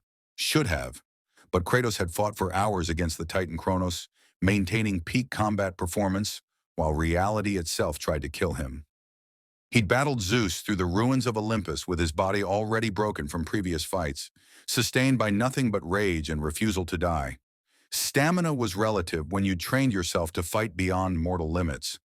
The Blades of Chaos found a gap in Gorthurst's defense, a split second between strike patterns where 3 arms moved to high guard, while 2 recovered from overextension. The chains wrapped around the demon prince's waist, hellfire burning through brass armor, and Kratos yanked with strength that should have been impossible for his frame. Gorthurst was pulled off balance, his massive form tilting forward. The Leviathan axe met his descending skull in a rising strike that connected with the sound of a thunderclap. The demon prince's head snapped backward, frost spreading across the brass surface, cracks appearing in the supposedly indestructible armor. Pain, Gorthurst acknowledged, his regeneration already working on the damage. Such exquisite pain. Korn is pleased. But his voice carried a new note. Not fear exactly, but recognition. This mortal, not quite mortal, something other, was actually hurting him through the blood god's empowerment. That shouldn't be possible. Champions blessed directly by chaos gods were meant to be beyond mortal capability, sustained by energies that transcended conventional combat. Yet here was this gray-skinned warrior with chains and axes, treating a god-empowered demon prince like just another enemy to overcome. Kratos pressed the advantage, not giving Gorthurst time to fully regenerate. The blades of chaos carve patterns in the air, figure eights, spirals, strikes from angles that shouldn't be accessible to weapons with fixed chain lengths. Each strike found flesh, burning away regeneration before it could complete, accumulating damage faster than even Khorne's direct blessing could heal. From her position, Inquisitor Vex watched with growing realization. "He's not trying to kill it quickly," she murmured into the Vox. "He's grinding it down.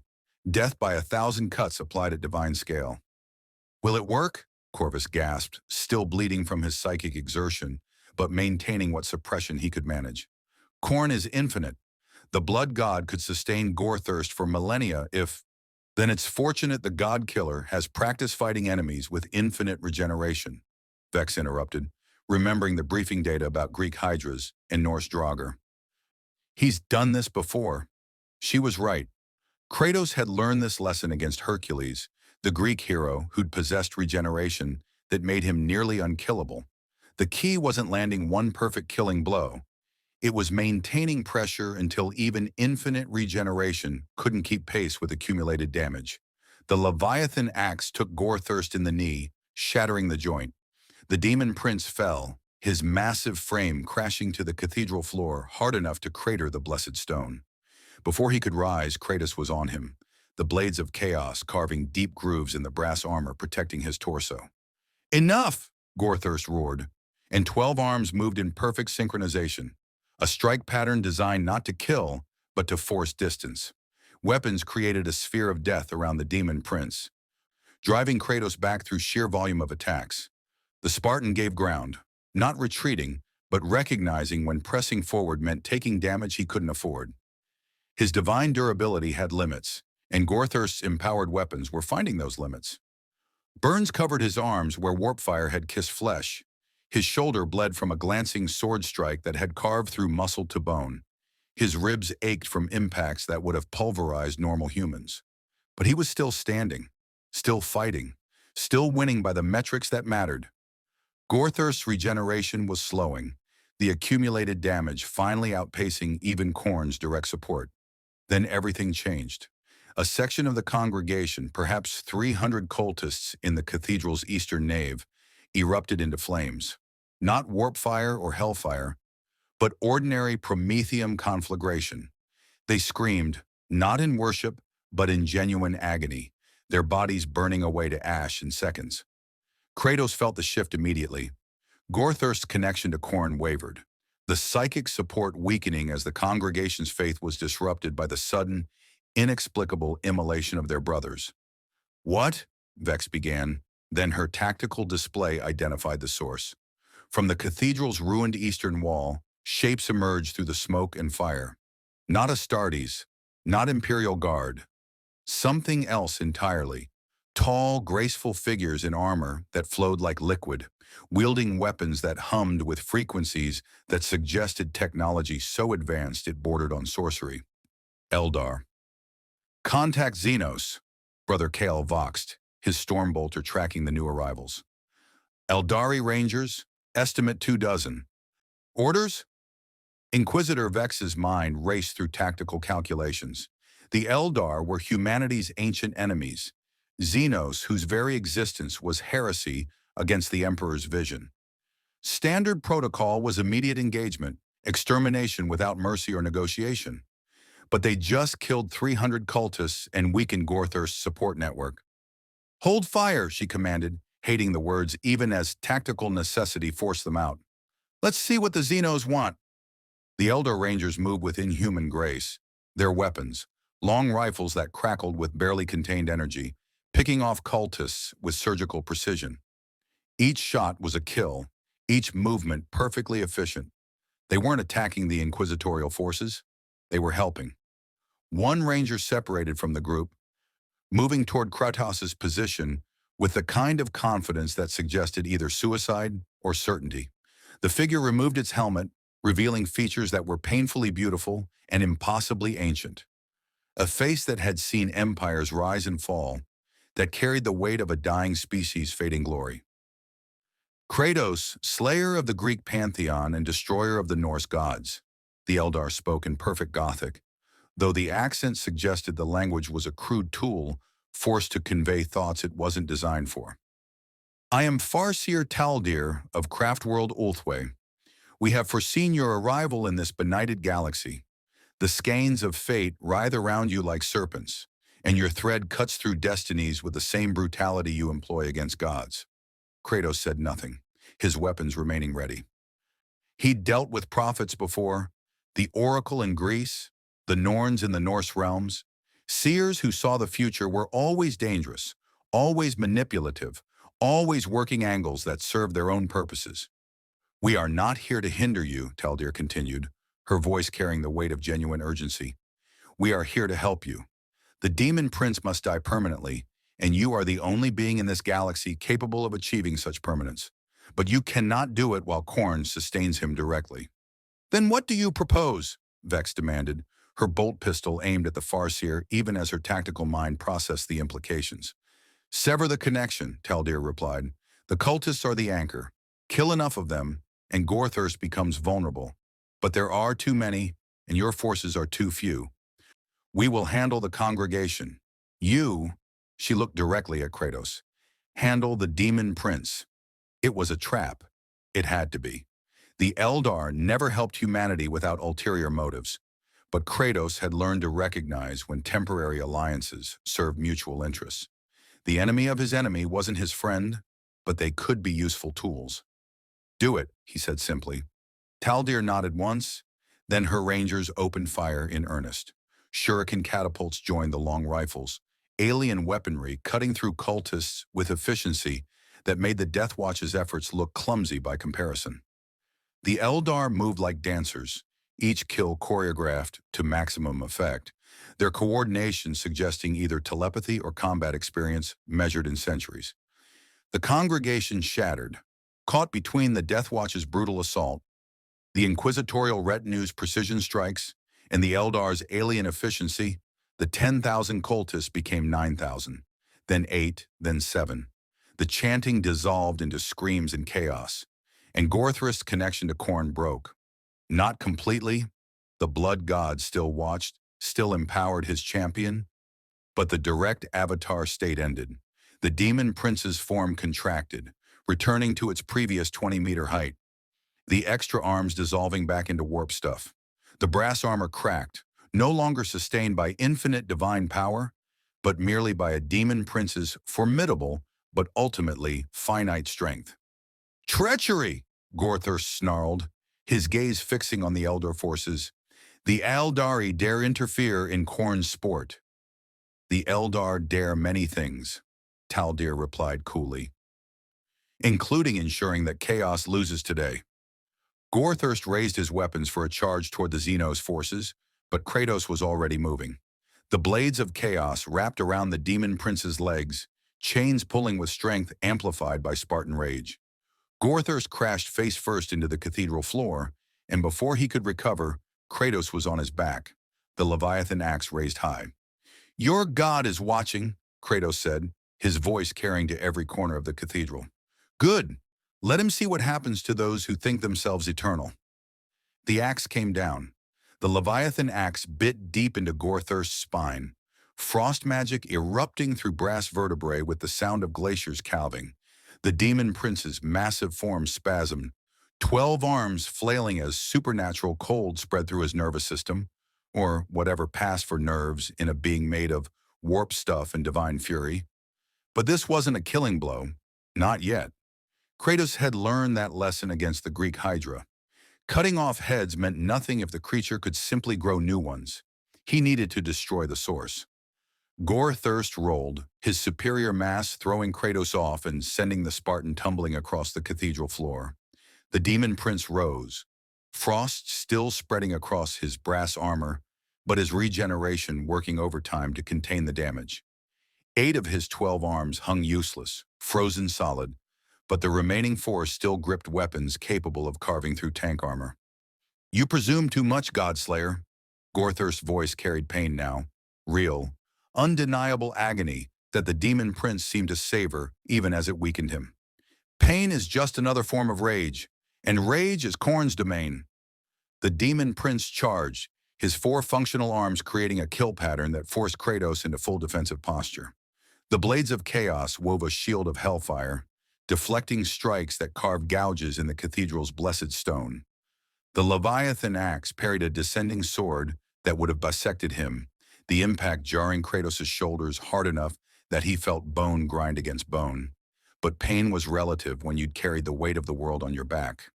Around them, the battle for the cathedral raged. The Death Watch had linked up with the Eldar Rangers in an alliance that would have been unthinkable under normal circumstances, Space Marines and Xenos fighting side by side, their mutual hatred of chaos temporarily overriding millennia of interspecies warfare. Brother Sergeant Tarn's bolter barked in rhythm with an Eldar Ranger's shuriken catapult, both warriors covering angles for each other with the practiced efficiency of veteran soldiers who recognized competence regardless of species. The cultist numbers dwindled. 7,000 became 6, then 5. Each death weakened Gorthirst's connection to his worshippers, each loss diminishing the psychic network that had sustained him. But 5,000 fanatics was still 5,000, and they fought with the desperate fury of those who knew their god was watching. Inquisitor Vex coordinated from her elevated position, her tactical mind recognizing the opportunity even as her dogmatic training screamed heresy at cooperating with Xenos. All Imperial forces, maximum suppression fire, target the congregation's center mass, break their formation, and deny them tactical coherence. Inquisitor, Corvus gasped, his psychic senses overloaded from maintaining suppression against the warp rift that still bled chaos energy into the cathedral. The ritual circles. The cultists are forming ritual circles in the cathedral's foundations. They're trying to summon reinforcements. Taldir's voice cut across the Vox channel.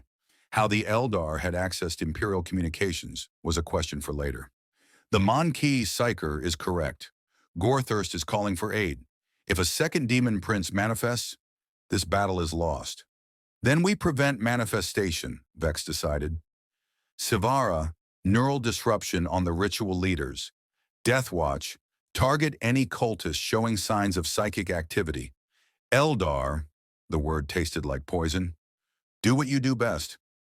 The Rangers shifted tactics, their precision rifles targeting cultists whose auras blazed with warp taint. Each shot was lethal, each kill disrupting the ritual circles before they could complete. But it was a race against time.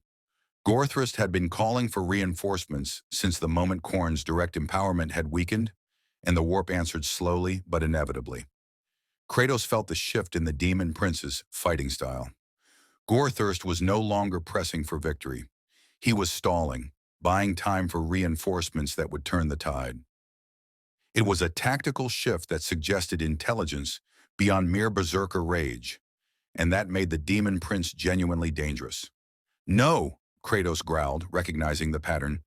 He'd seen it before when Zeus had stalled for time while summoning Olympus's full might.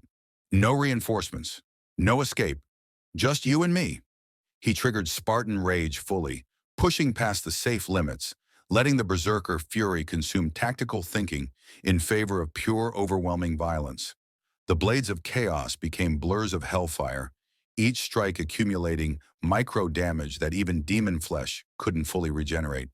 The Leviathan axe carved chunks from Gorthirst's armor, frost spreading across brass with each impact. The demon prince's regeneration faltered. 4,000 cultists couldn't sustain him against this level of assault. His frozen arms remained useless, dead weight that threw off his balance. His spine, still partially frozen from the earlier strike, refused to bend properly. Damage accumulated faster than healing could address it. "Khorne!" Gorthirst called to his god, genuine desperation coloring his voice for the first time. "Blood god I have served for 10,000 years. I have claimed 1,000,000 skulls in your name. Grant me strength to—" The Leviathan axe took his jaw, the strike delivered with precision that spoke of calculated brutality rather than wild fury. The demon prince's words dissolved into a gurgling roar as his lower mandible separated from his skull in a spray of that dark knot blood. Kratos didn't give him time to regenerate. The blades of chaos wrapped around Gorthur's throat, chains constricting with strength that crumpled brass armor like parchment. He pulled, driving the demon prince to his knees, forcing the massive creature into a submissive posture that violated everything Khorne's champion represented. "You wanted to know if I could kill a demon prince," Kratos said, his voice carrying across the cathedral, even through the din of battle. "Watch." His hand plunged into the wound where Gorthur's jaw had been, fingers closing around something that pulsed with warp energy.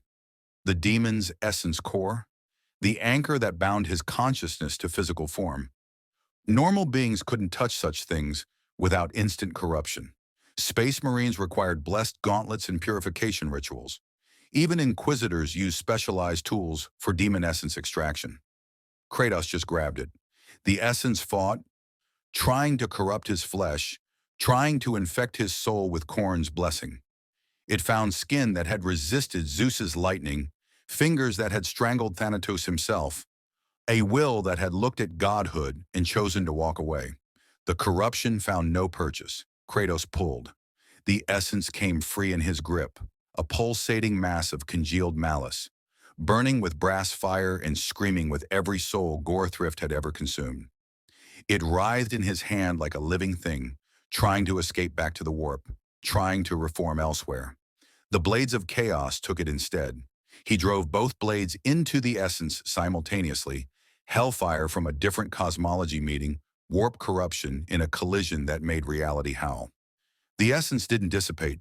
It unraveled, its fundamental structure torn apart by weapons forged in a realm where chaos held no dominion. The screaming stopped. The writhing ceased. The pulsating mass became ash that fell through Kratos' fingers. Gorthur's physical form collapsed, 20 meters of brass and demon flesh crumpling like a puppet with cut strings. The body didn't fade back to the warp. It didn't dissolve into chaos energy. It just died, becoming a corpse in the truest sense. Dead matter with no animating force. No possibility of resurrection. No escape clause written into its existence. The cathedral fell silent. 5,000 cultists stopped mid-chant, their mouths open but producing no sound. The ritual circles guttered and died, their power source permanently severed. The warp rift above Gorthurst's throne flickered, and through it came something that might have been rage or might have been respect from Khorne himself, acknowledgement that a worthy champion had fallen to a worthier opponent. Then the rift closed, and Khorne's presence withdrew. Inquisitor Vex stared at the corpse, her auspex scanners confirming what her eyes couldn't quite believe. No warp signature, no demonic essence, no possibility of reformation. Her voice carried the hollow tone of someone whose entire theological framework had just been shattered. He actually did it. Permanent demon prince termination. Farseer Taldir descended from the cathedral's upper levels, where her rangers had taken position. Of course he did. This is what he does. The skeins of fate showed us a being who could kill aspects of chaos itself. We came to ensure that capability was properly deployed. You came to use us, Vex countered, her bolt pistol now aimed at the Farseer, despite the tactical insanity of starting another fight. The Eldar don't help humanity out of kindness.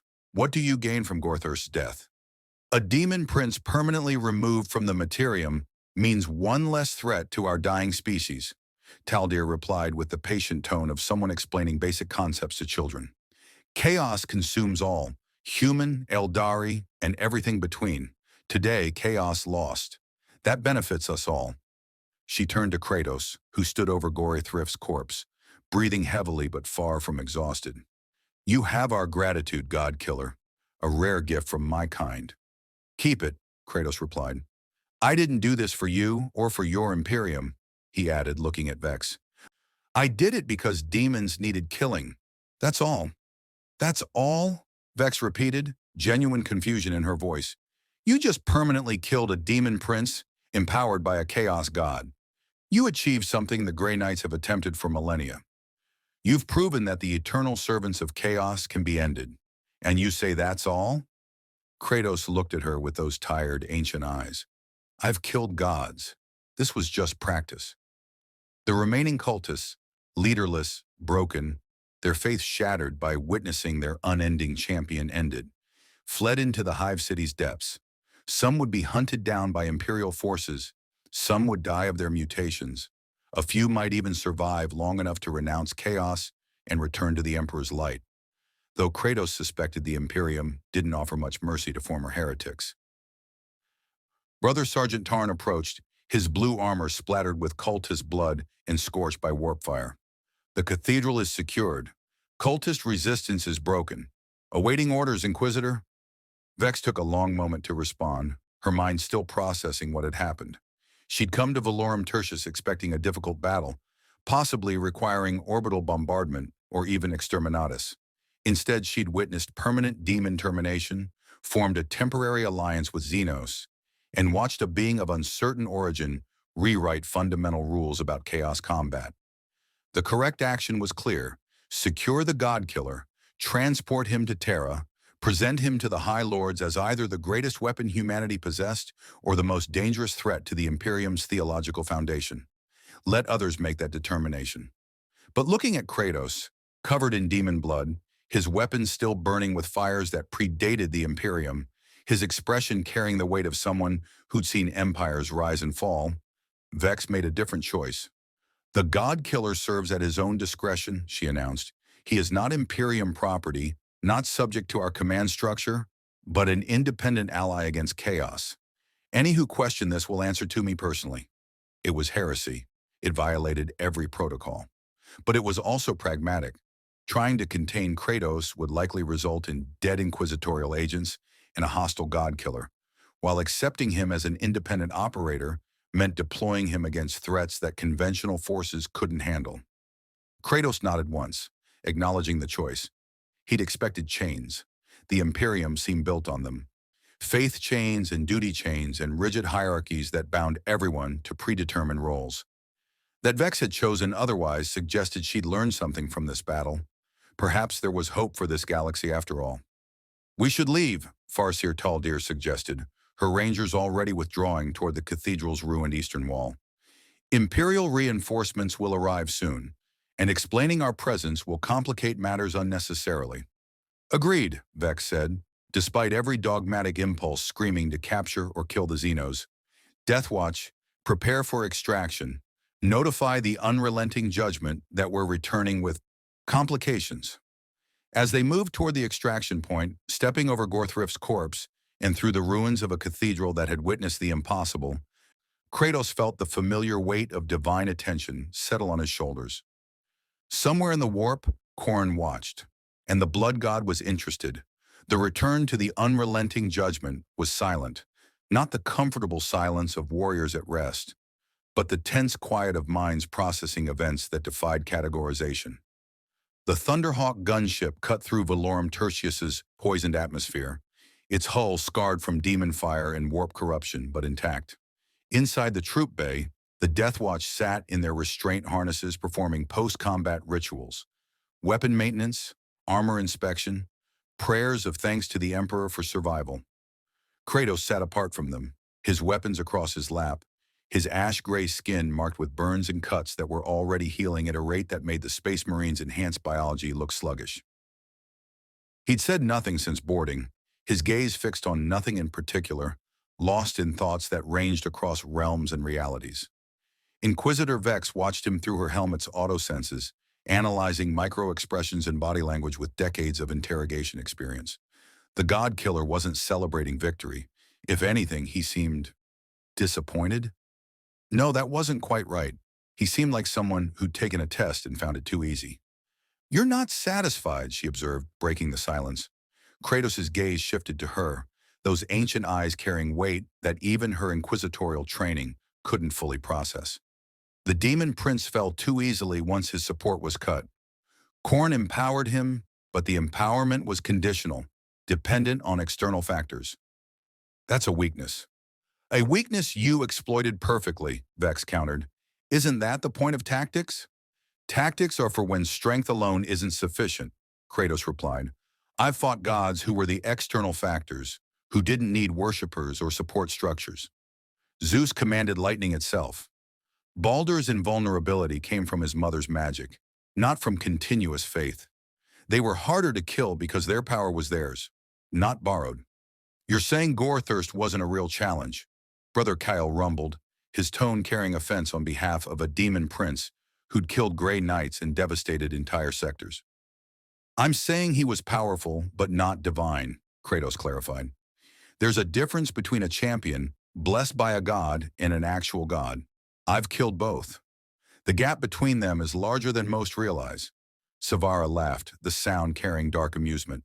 He's disappointed that the legendary demon prince wasn't legendary enough. I like him more with every passing hour. Your like is irrelevant, Corvus interjected, still pale from psychic exertion. What matters is that we witnessed permanent demon termination. The theological implications are staggering. He turned to Kratos. You understand what you've done? For 10,000 years, the Imperium has fought chaos with the understanding that demon deaths were temporary. We banish them. They reform in the warp. They return. Attrition warfare at cosmic scale. But you've proven that's not inevitable. You've proven they can be ended. Only if you have the right tools, Kratos said, touching the blades of chaos. These weapons were forged in a different realm's underworld, bound to me through blood and suffering. They don't recognize the warp's sovereignty. To them, a demon is just another enemy, no different from any other. Then we need to replicate that, Vex stated, her tactical mind already racing ahead. If we can understand the mechanism, weaponize it, distribute it to the Astartes chapters and the Grey Knights. You can't, Kratos interrupted flatly. These blades are mine. They're bound to my soul, forged from my personal damnation. You could spend 1,000 years studying them and learn nothing useful. The power isn't in the metal, it's in what the metal represents. The Thunderhawk shuddered as it entered the unrelenting Judgment's hangar bay, mag clamps engaging to hold the gunship steady. The deployment ramp lowered, revealing the controlled chaos of a warship's operations, servitors moving ammunition, tech priests performing maintenance rituals, naval ratings rushing to their duty stations.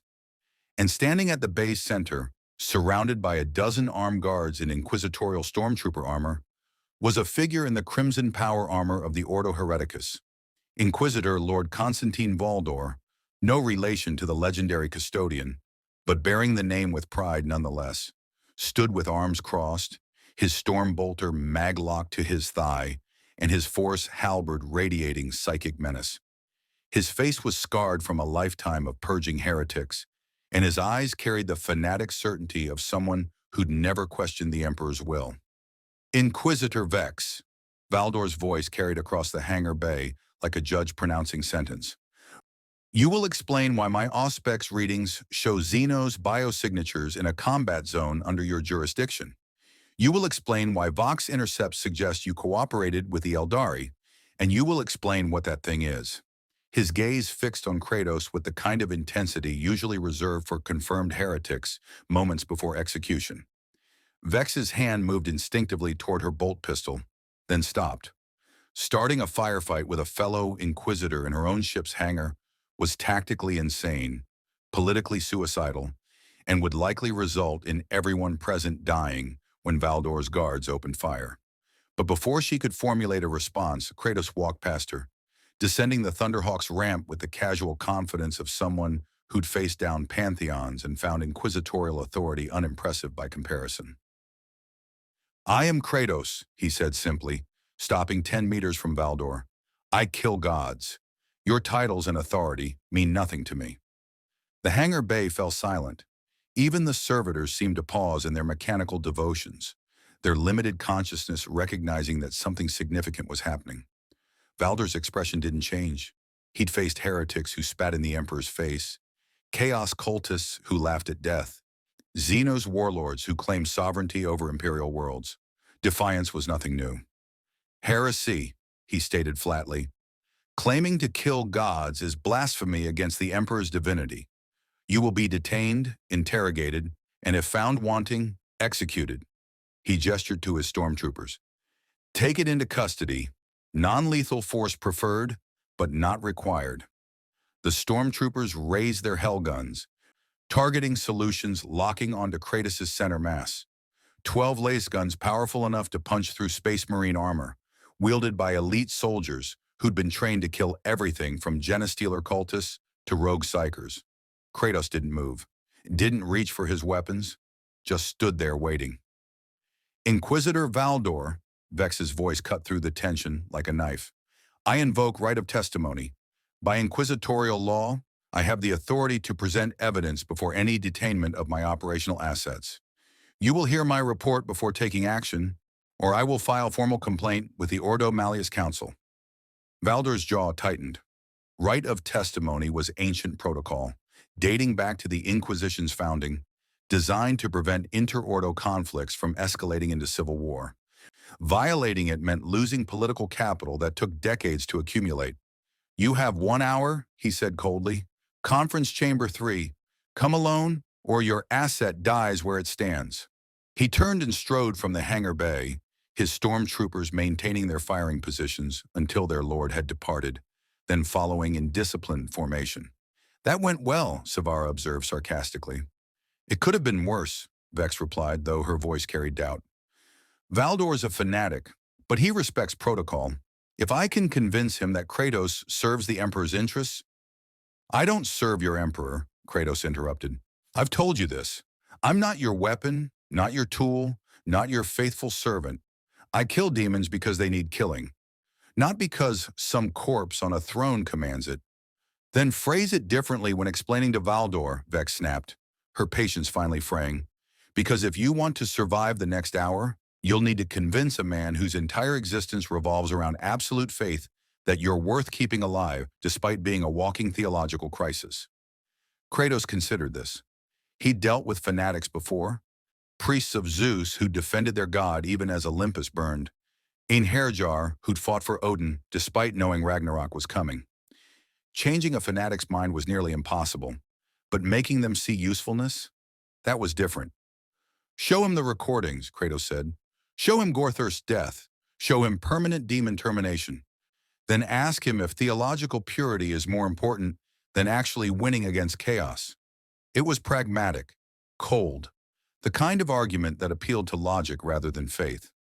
Whether it would work on an inquisitor of the Ordo Hereticus, an order dedicated specifically to purging heresy regardless of pragmatic concerns, remained to be seen.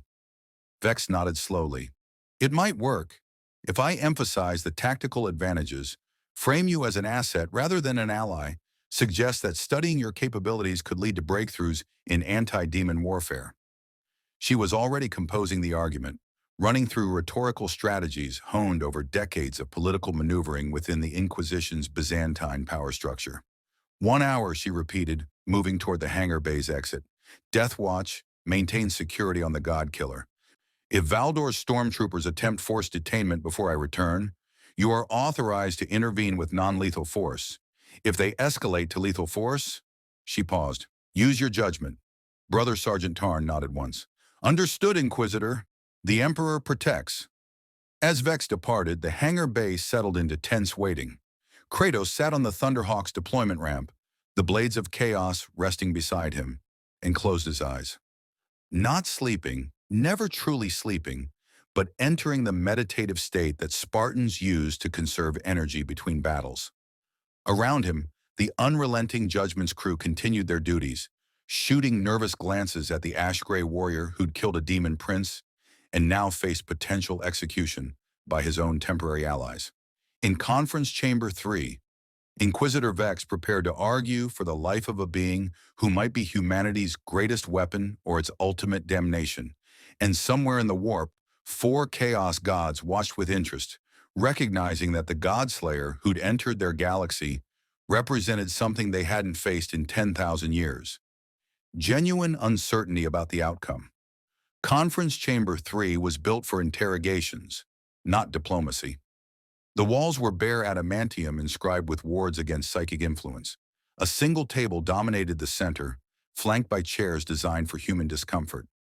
Metal frames that discouraged long conversations. Overhead, lumens cast harsh light that left no shadows, no place for doubt or deception to hide. It was a room where truth was extracted through pressure and authority. Inquisitor Lord Valdor sat on one side, his stormbolter resting on the table like a promise. Inquisitor Vex sat opposite, her 4 swords similarly displayed, not as threat, but as a reminder that both parties were equally armed, equally dangerous. Between them, a hololithic projector displayed the cathedral battle footage, captured from Vex's helmet auto-senses and supplemented by tactical drone recordings. The images showed Gorthirst in all his terrible glory, showed Kratos' methodical dismantling of the demon prince, showed the moment when the essence was ripped free and destroyed permanently. Valdor watched in silence, his expression unreadable. When the footage ended, Gorthrist's corpse collapsing, the warp rift closing, he spoke with measured calm that was somehow more threatening than rage would have been. Impressive combat capability. I acknowledge that. But combat capability doesn't absolve heresy. He leaned forward, his scarred hands folding on the table. Your asset claims to kill gods. In a galaxy where the Emperor is divine, where faith in his godhood sustains the Astronomicon and protects humanity from the warp, such claims are existential threats to everything the Imperium represents. The God Killer doesn't claim the Emperor isn't divine, Vex countered carefully. He claims he can kill gods, past tense in other realities. He's made no threats against the Emperor, shown no hostility toward Imperial doctrine, and has actively fought against Chaos forces. But the implication remains, Valdor pressed. If gods can be killed, if divinity is vulnerable, then what does that say about the Emperor? What happens when word spreads that an entity exists who claims deicide as specialty? Faith wavers, doubt creeps in, and doubt is the first step toward heresy. It was the core theological problem laid bare. The Imperium's entire structure rested on the Emperor's divine invulnerability. Kratos' very existence questioned that foundation, regardless of his intentions. Vex had prepared for this argument. Consider the alternative, my lord. We execute the God Killer, eliminating a being capable of permanent demon termination. Chaos continues its eternal war against humanity. Demons remain functionally immortal, and we maintain theological purity while losing trillions to entities that can't be permanently stopped. She gestured at the hololithic display. Or we deploy him strategically, use his unique capabilities against demon princes and greater demons, and accept a theological complication in exchange for tactical advantage. Theology isn't complication, Valdor replied coldly. It's the bedrock of imperial society. Without faith, the Imperium collapses. Your pragmatism would trade eternal truth for temporary military advantage. My pragmatism would trade rigid doctrine for survival, Vex shot back, her patience finally cracking. With respect, Lord Valdor, I've served the Ordo Malleus for 37 years. I've faced more demons than most Inquisitors see in a lifetime. I've watched Grey Knights die banishing entities that return within months. And now I've witnessed permanent termination, actual, true demon death. And you want to execute the being who achieved it because he offends your theological sensibilities? The air between them crackled with tension. Both were Inquisitors. Both carried absolute authority within their respective ordos. Both were accustomed to their word being law. The chamber's wards hummed with barely contained psychic pressure. Careful, Cassandra, Valdor said, using her first name with deliberate familiarity. Your passion suggests emotional investment. Emotional investment leads to poor judgment. The Ordo Malleus studies demons, yes, but the Ordo Hereticus guards against corruption from within. And I'm beginning to question whether prolonged exposure to this God Killer has compromised your objectivity. It was a direct accusation of corruption, one step away from declaring Vex herself a heretic in need of purging. The political implications were staggering. Inquisitors investigating each other led to internal purges that could cripple entire sectors. But before Vex could formulate a response, the conference chamber's door opened. Both Inquisitors' hands moved toward their weapons, but it was only Farseer Taldir, moving with the casual confidence of someone who'd bypassed an inquisitorial frigate's security systems so thoroughly that the intrusion alarms hadn't even registered. How? Valdor began, rising from his chair. Your ship's defenses are adequate against Imperial threats and crude chaos incursions, Taldir interrupted, her voice carrying the patient condescension of a teacher addressing slow students. Against Eldari technology refined over 60 million years? They're quaint. She looked between both inquisitors, her ancient gaze carrying weight that made even Valdor hesitate. I have come with information relevant to your theological crisis. You will want to hear it. I don't negotiate with the Xenos, Valdor stated flatly, his storm bolter now in his hands, especially not Eldari witches who infiltrate Imperial vessels. You have 3 seconds to explain your presence before I open fire. Then fire, Taldir replied calmly. Kill me, and you'll never learn what the Emperor himself already knows about the God Killer. Your choice, Monkey. The claim froze both inquisitors. The Emperor knowing about Kratos was impossible. He sat entombed on the Golden Throne, his consciousness occupied with maintaining the Astronomicon and fighting an eternal psychic war against chaos. He didn't concern himself with individual anomalies appearing in the 41st millennium. Explain, Vex demanded, her tactical mind recognizing that the Farseer wouldn't bluff about something so easily disproven. Taldir gestured and hololithic images appeared, not from Imperial technology, but from her own devices, showing scenes that made both inquisitors lean forward in unwilling fascination. The images showed the Golden Throne Chamber on Terra, showed the Emperor's skeletal form suspended in eternal agony, but they also showed something else. A golden aura, barely visible even in the enhanced resolution, extending from the Emperor's consciousness and touching something. A thread of awareness reaching across the galaxy toward Valorum Tertius, toward the moment when Garethris died permanently. The Emperor noticed, Taldir explained. When the God-Killer achieved permanent demon termination, the psychic shockwave resonated through the warp. Every being of sufficient power felt it. The 4 dark gods, my Farseers, and yes, your Emperor. He saw what happened, and his response was instructive. The hololithic image shifted, showing the Emperor's golden aura brightening fractionally, not retreating, not attacking, but acknowledging.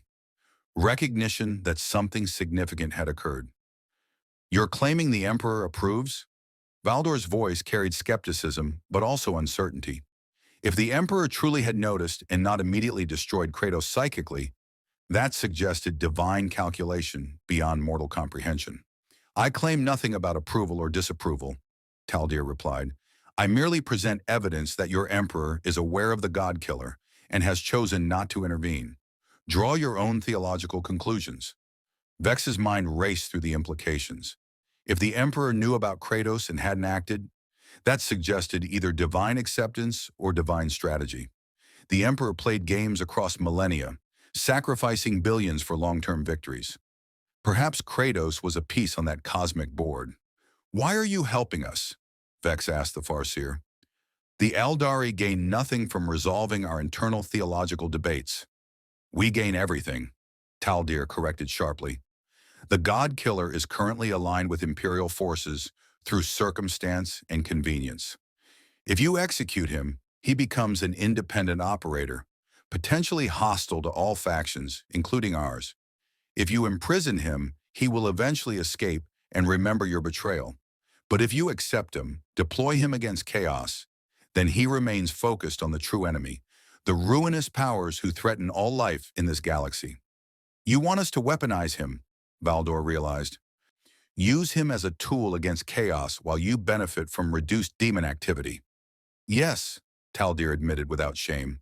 The enemy of my enemy serves mutual interests. Chaos has been the eternal war for 60 million years. The God Killer represents the possibility, however slim, of actually winning rather than merely surviving. I would be a poor Farseer if I didn't support that possibility. Valdor sat back down, his storm bolter lowering slightly. His fanatic certainty was being eroded by pragmatic calculation. If the Emperor truly knew about Kratos and hadn't acted, then execution might be counter to divine will. And Valdor's entire existence revolved around serving that will, even when he didn't understand it. The Ordo Hereticus exists to purge heresy, he said slowly, working through the logic aloud. But heresy is defined as acting against the Emperor's interests. If the Emperor is aware of the God Killer and has chosen not to intervene, then perhaps, he trailed off, the words difficult to speak. Perhaps theological unorthodoxy serves orthodox purposes. Precisely, Vex pressed, sensing opportunity. We don't need to declare Kratos theologically sound. We simply acknowledge him as an anomaly that serves anti-chaos operations. He remains independent, not fully integrated into Imperial command structure, but available for deployment against threats that conventional forces can't handle. An independent operator with God-killing capabilities, Valdor mused. It sets dangerous precedent. Others might claim similar independence based on unique abilities. Others haven't permanently killed demon princes, Vex countered. Others haven't caught the Emperor's attention without being destroyed. Precedent only applies when circumstances repeat. These circumstances are unique. Valdor was silent for long minutes, his mind processing theological implications that would occupy scholars for decades. Finally, he reached a decision. Conditional acceptance, he announced. The God Killer operates under Ordo Malleus supervision. Your supervision specifically, Inquisitor Vex, since you've established operational relationship. He is deployed exclusively against chaos targets of significant threat level. And if he shows any sign of corruption, any hint of turning against humanity, any suggestion that his presence does more harm than good, Valdor's hand rested on his storm bolter. I will personally execute him, Emperor's notice or not. Understood. It was a compromise, rare and uncomfortable for inquisitors who dealt in absolutes, but workable under the circumstances. Understood and accepted, Vex replied. I'll maintain operational oversight and report quarterly to Ordo Malleus Command. The God Killer remains an independent asset deployed at inquisitorial discretion. Taldir nodded, satisfied that the crisis had been resolved without bloodshed. Then my role here is complete. The Eldari will continue monitoring the God Killer's activities, but from a distance. We have no desire for closer involvement. She moved toward the door, then paused. One final warning. The four dark gods have noticed him. They will test him, tempt him, attempt to corrupt or destroy him. His resistance to such efforts will determine whether this gamble succeeds or fails spectacularly. She departed as silently as she'd arrived, leaving the two inquisitors alone with their uncomfortable alliance. I don't trust Xenos, Valdor said flatly. Neither do I, Vex agreed. But they're right about one thing. Chaos is the true enemy, and we just acquired a weapon that can hurt them permanently. Or we just preserved a threat that will destroy us from within, Valdor countered. Time will tell which interpretation is accurate. He stood, holstering his storm bolter. I'll file the appropriate documentation with the Ordo Hereticus. Your God Killer lives, for now. But I'll be watching, Cassandra. And if this goes wrong, both you and your asset will face purging. He left without further ceremony, his stormtroopers falling into formation as he departed the conference chamber. Vex sat alone for a moment, processing what had just occurred. She'd gambled an Inquisitor's most valuable currency, her reputation, on a being from another reality who might be humanity's salvation or its doom. Only time would tell if the gamble paid off. 3 months passed. 3 months of Kratos deployed across the segmentum obscurus like a surgical instrument aimed at chaos's most persistent infections. The pattern was always the same. Inquisitor Vex identified a demon incursion that conventional forces couldn't contain. The unrelenting judgment arrived in system, and Kratos went to work.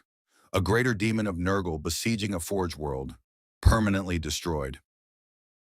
A keeper of secrets manipulating an entire planetary government ended in a confrontation that left the demon's essence scattered beyond recovery. 4 bloodthirsters attempting to manifest through a cornet cult, all 4 killed in a single night of brutal combat. Word spread, not publicly. The Inquisition controlled information with the same ruthlessness they controlled everything else, but through the channels that mattered. Astartes chapter masters heard whispers of a gray-skinned warrior who fought alongside the Death Watch. Chaos cultists reported nightmares of chains and hellfire that killed demons with permanence. Even the warp itself seemed to hesitate in regions where Kratos had operated, as if the Immaterium recognized something it couldn't fully corrupt or comprehend. But success bred attention. And in the 41st millennium, attention from the wrong sources was lethal. The summons came via astropathic relay, encoded in ciphers that only the highest levels of the Inquisition possessed.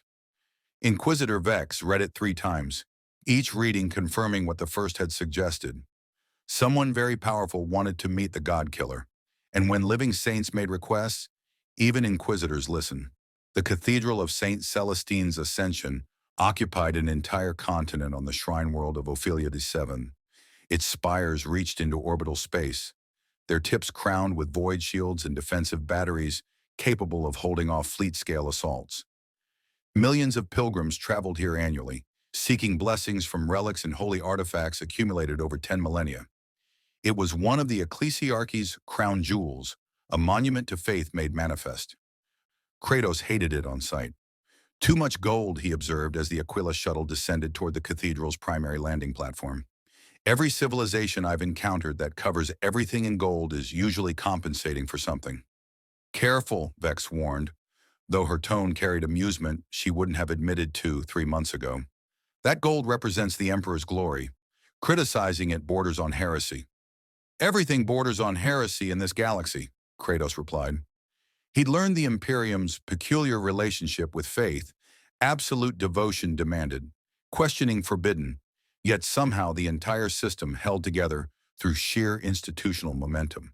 It reminded him of Olympus's priests who'd preached Zeus's benevolence, even while their god casually destroyed cities for entertainment.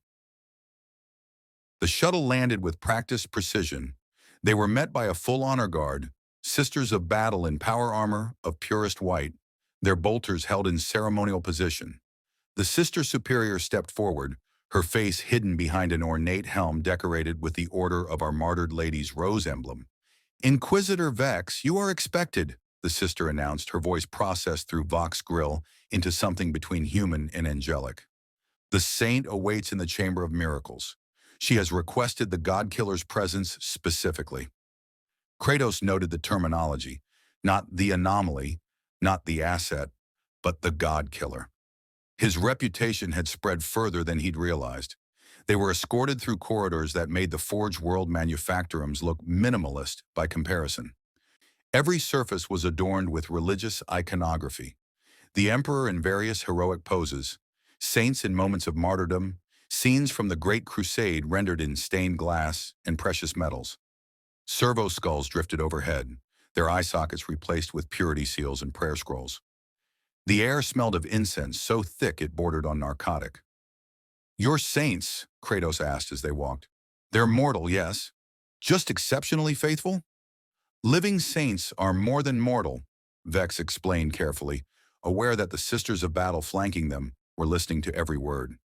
"They're blessed directly by the Emperor, granted powers that transcend normal human limitations. They can perform miracles, survive wounds that would kill Astartes, and their mere presence inspires faith that can turn losing battles into victories." "So they're demigods," Kratos concluded, "servants elevated beyond mortality through divine intervention. I've met those before."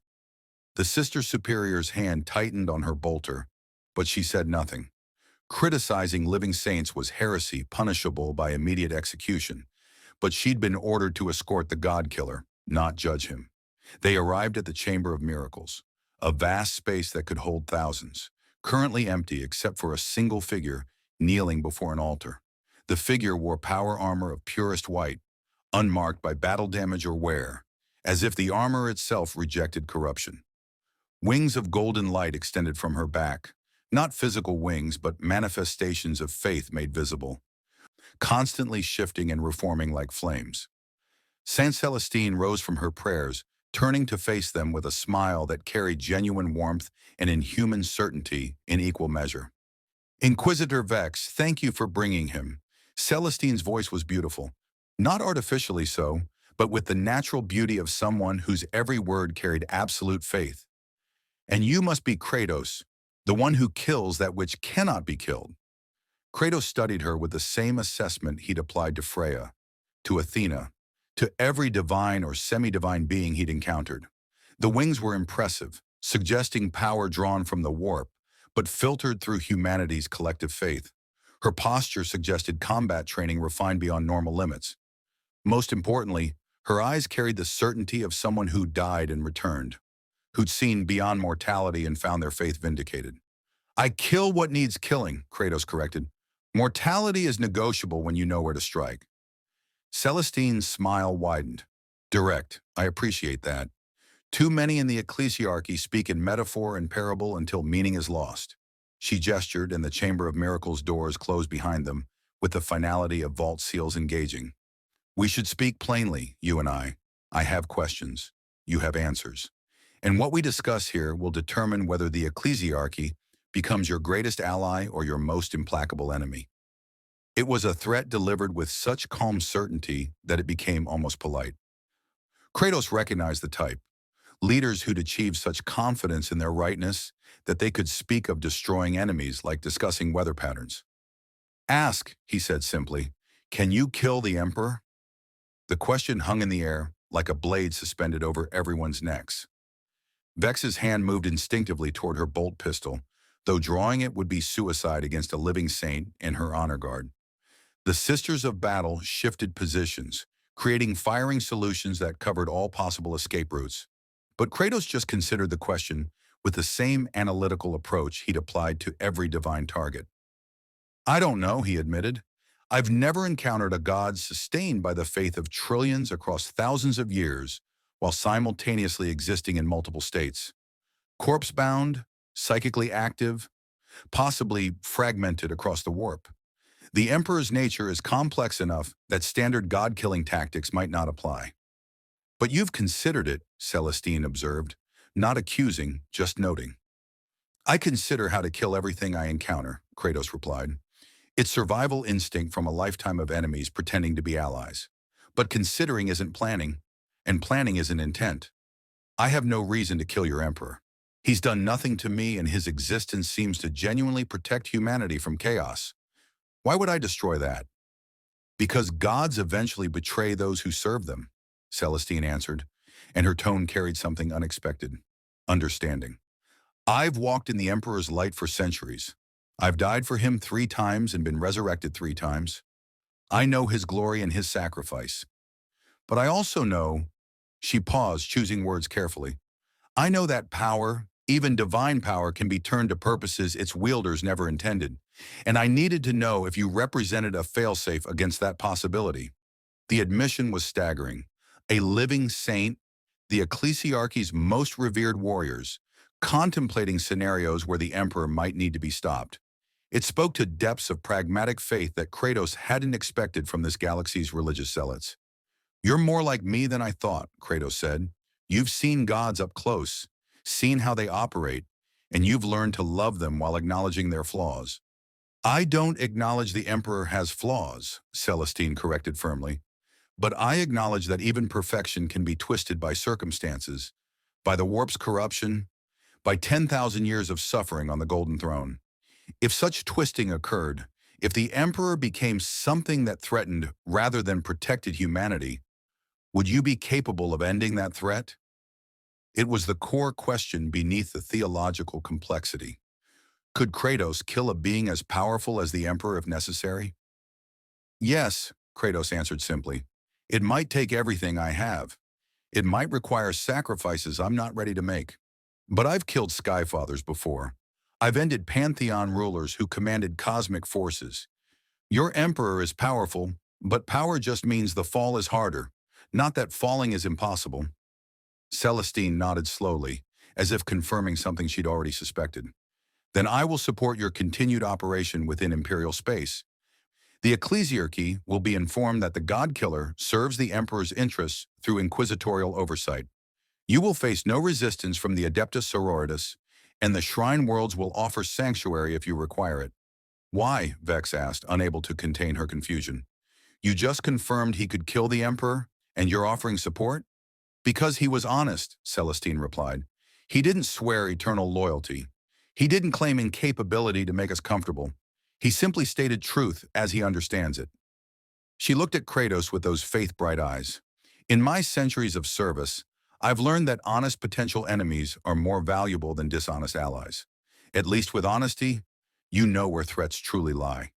She approached Kratos, and her wings of golden light spread wider, their radiance filling the chamber with warmth that suggested the Emperor's presence made manifest. I'm going to test something, she announced. Don't resist. Before Kratos could respond, Celestine placed her hand on his chest, directly over where his heart beat with divine vitality, and channeled the Emperor's blessing through contact. It was like touching fire to ice. The Emperor's light poured into Kratos, attempting to bless him, sanctify him, purge any corruption that might lurk in his soul.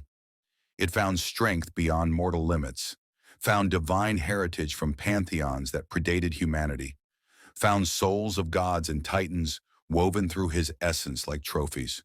The blessing tried to change him, mold him into a true servant of the Emperor, and Kratos' nature rejected it. Not violently, not with the explosive corruption resistance that suggested chaos taint, but with the simple immutability of someone who'd already been a god and chosen mortality. The Emperor's light washed over him and found no purchase, like water running off oiled leather. Celestine withdrew her hand, and her expression carried something between respect and concern. You are immune, not corrupt, not tainted, but fundamentally other. The Emperor's blessing cannot touch you. I told you, Kratos said, I've had enough of gods and their gifts. Your Emperor's power is his own. I don't want it. That's what concerns me, Celestine admitted, because if the Emperor cannot bless you, he also cannot reach you through faith. You exist outside his protection. That makes you vulnerable to chaos in ways most humans aren't. I've resisted corruption from gods whose power you can't imagine, Kratos replied. I'll resist your chaos gods too. We'll see, Celestine said quietly, because I've just been informed that the ruinous powers have finally made their move. While we've been talking, a new threat has emerged in the Hadex anomaly, something that demands your specific attention. A servo skull descended from the chamber's ceiling, projecting hololithic data that made Vex's expression darken. By the throne, she whispered, 4 demon princes, acting in coordination. One from each chaos god, Celestine confirmed. Khorne sends his champion to avenge Gorthurst's death. Nurgle offers plague that could consume sectors. Tzeentch weaves schemes within schemes. And Slaanesh, she paused. Slaanesh sends his most dangerous weapon, temptation specifically tailored to a god-killer. Kratos looked at the hololithic display, seeing images of 4 demon princes whose power made Gorthurst look insignificant by comparison. This was the test, the moment when chaos stopped observing and started acting. When do we leave? He asked. The Hadex anomaly was a wound in reality that had festered for centuries, a region of space where the warp bled through with such intensity that entire star systems flickered between dimensions. Void ships that entered its boundaries sometimes emerged decades before they departed. Their crews aged backwards, or not aged at all, muttering about colors that existed between black and white. The Imperium had quarantined the region, establishing watch stations at its periphery and executing anyone who came too close, lest warp madness spread like contagion. Now 4 demon princes had claimed it as their arena.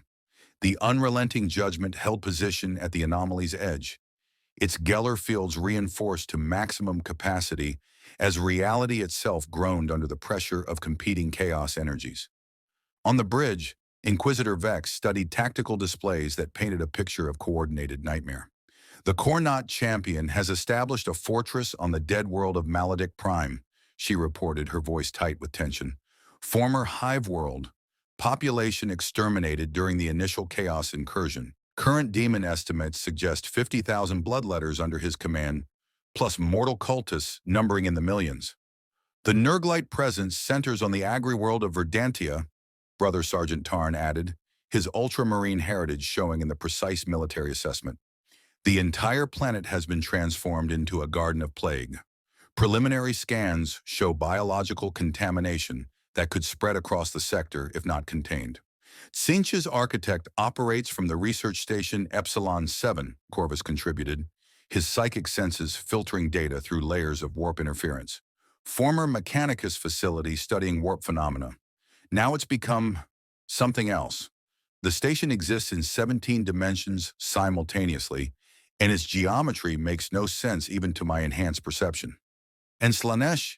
Kratos asked, his tone suggesting he already knew the answer would be complicated. Vex hesitated. The Keeper of Secrets calling itself Lysandros the Perfected has taken the pleasure world of Euphoria, former resort for nobility, renowned for its beauty and entertainment industry. Now she gestured at the hololithic display, which showed glimpses of architecture that was simultaneously glorious and obscene, streets where reality itself seemed to pulse with excess. It's become a trap specifically designed for beings of exceptional will and power. Everything there is calibrated to break the unbreakable. They're daring you to come, Brother Kale observed, his skull-faced helmet turning toward Kratos. 4 challenges, one from each god. It's a statement. Chaos sees you as threat enough to demand coordinated response. Or they're testing him, Savar interjected, her assassin instincts recognizing patterns in the deployment. Each demon prince represents a different challenge. Martial prowess, endurance, cunning, and willpower. They want to identify his weaknesses before deploying real power. Real power? Vex repeated. These are demon princes. Each one commands forces that could devastate entire systems. And Kratos killed one in single combat, Savara countered. Maybe Chaos wants to know how before committing greater resources? Kratos stood apart from the tactical discussion, his gaze fixed on the viewing port where the Haddock's anomaly twisted space-time into impossible configurations. He'd seen challenges like this before, when the Olympian gods had tested him with trials designed to prove his worthiness or break him trying, when the Norse gods had forced him through Helheim's depths to earn Odin's acknowledgement. This was different only in scale, not in nature. We attack them sequentially, he decided.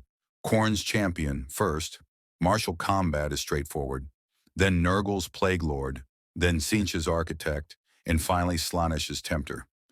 Each victory weakens Chaos's coordination and proves their champions aren't invincible. That could take months, Vex objected, and each battle will weaken you. Even your endurance has limits. Then we find those limits, Kratos replied with the certainty of someone who'd pushed past breaking points before. Fighting on their terms means accepting their timeline. Fighting on mine means forcing them to adapt. A new presence made itself known on the bridge, not physically present, but psychically manifested through technology that shouldn't work. The main hololithic projector flickered, and Farseer Taldir's image appeared, her expression carrying the weight of someone bearing bad news. The God Killer's strategy is sound but incomplete, she announced without preamble. The 4 demon princes aren't operating independently. They're nodes in a ritual, a summoning circle designed to manifest something far worse than themselves. Explain, Vex demanded, her hand instinctively moving toward her bolt pistol, despite the Xenos being light years away. The Haydex anomaly is thin reality, Taldir continued. The barrier between materium and immaterium is gossamer here. 4 demon princes, one from each god, positioned in specific geometric alignment. They're creating conditions for unification, a moment where all 4 chaos gods can act through a single vessel. The bridge fell silent as the implications sank in. The chaos gods were individually catastrophic. United, even temporarily, that was extinction-level threat. How long until this ritual completes? Kratos asked. 2 weeks at current progression, Taldir replied. Less if you begin killing the demon princes. Each death accelerates the timeline as the surviving nodes compensate. More if you delay, but delay allows them to fortify positions further. A perfect trap, Corvus observed with grudging respect. Attack quickly, and you rush into prepared defenses while accelerating the ritual. Attack slowly, and you face increasingly fortified positions while the ritual progresses naturally. There's no winning strategy. There's always a winning strategy, Kratos corrected, his mind already working through the tactical problem. He'd faced impossible situations before, moments where every option led to defeat. The key was finding the option that seemed impossible, but was merely improbable. We don't attack sequentially, he decided. We attack simultaneously. 4 targets, eliminated within hours of each other, disrupting the ritual geometry before it can compensate. Impossible, Brother Sergeant Tarn stated flatly. You're one warrior. Even at your capabilities, you can't be in 4 places simultaneously. No, Kratos agreed, but I can be in 4 places sequentially fast enough that it looks simultaneous. He turned to Vex. Your forces split into 4 teams. Each team moves into position near their assigned demon prince. When I give the signal, they engage, not to kill, but to distract, to draw attention, to make the demon princes focus on immediate threats instead of ritual maintenance. And you? Vex asked, already seeing where this was going. I move between targets, Kratos explained. Kill the Kornat champion in minutes, not hours. Move to Nurgle's Plague Lord and end him before the first death registers across the ritual. Continue to Tzeentch, then Slanesh. 4 kills in rapid succession, no time for compensation, no opportunity for the ritual to adapt. That's, Corvus began, then stopped. That's either brilliance or suicide, possibly both. It's Spartan tactics adapted to divine scale, Kratos said. Speed, violence, overwhelming force applied at decisive points before the enemy can respond. I learned it in childhood. I've applied it against gods. These demon princes are powerful, but they're also isolated by their own positioning. They chose geometric alignment over mutual support. That's a weakness. Farseer Taldir's hololithic image showed something that might have been a smile. The skeins of fate show possibilities. Many futures where this plan fails spectacularly, but also a few, very few, where it succeeds. She focused on Kratos. You'll need transportation capable of warp translation without navigator assistance. The distances between targets are too great for conventional travel. The Aldari have webway access, Vex stated, her tactical mind racing. You're offering transport? I'm offering survival, Taldir corrected. If this ritual completes, chaos gains foothold that threatens all species. My craft world will provide limited webway access to the God-Killer. He enters near each target, eliminates the demon prince, exits through webway before chaos can respond. Precise, surgical, devastatingly effective if executed correctly. And if executed incorrectly? Sivara asked. Then Kratos dies alone in the warp, and we all face united chaos, Taldir replied bluntly. But the alternative, doing nothing, guarantees the same outcome with more suffering before the end. Kratos considered the plan, finding it acceptable. He'd trusted worse allies in worse situations. The Eldar wanted survival. That made them predictable. And predictable allies were almost as useful as loyal ones. When can we begin? He asked. The ritual alignment won't be vulnerable for another 72 hours, Taldir calculated. That gives you time to prepare, to rest, to ensure you're at peak capability. You'll need to be. I'm always at peak capability, Kratos replied. 3 days just gives chaos more time to prepare. Then use those 3 days to understand what you're facing. Saint Celestine's voice cut across the Vox channel. She'd been listening, her authority allowing access to inquisitorial communications. Khorne's champion is named Azeroth the Eternal. He's killed 17 chapter masters in single combat. Nurgle's Plague Lord, Septimus the Undying, survived orbital bombardment and returned stronger. Tzeentch's architect, Malavan the Omniscient, knows your attack is coming. He's seen it in visions and prepared accordingly. And Lysandros the Perfected has broken Grey Knight Grandmasters through temptation alone. Then they'll learn the same lesson Gorthurst learned, Kratos said. Eternal just means lasting until I arrive. Undying means resilient, not unkillable. Omniscient means they know I'm coming, but not that it won't matter. And perfected. He smiled without humor. Perfection is an illusion gods tell themselves to justify their existence. I've shattered that illusion before. Saint Celestine's image manifested on the bridge through faith-based psychic projection. A miracle that made reality bend rather than using technology.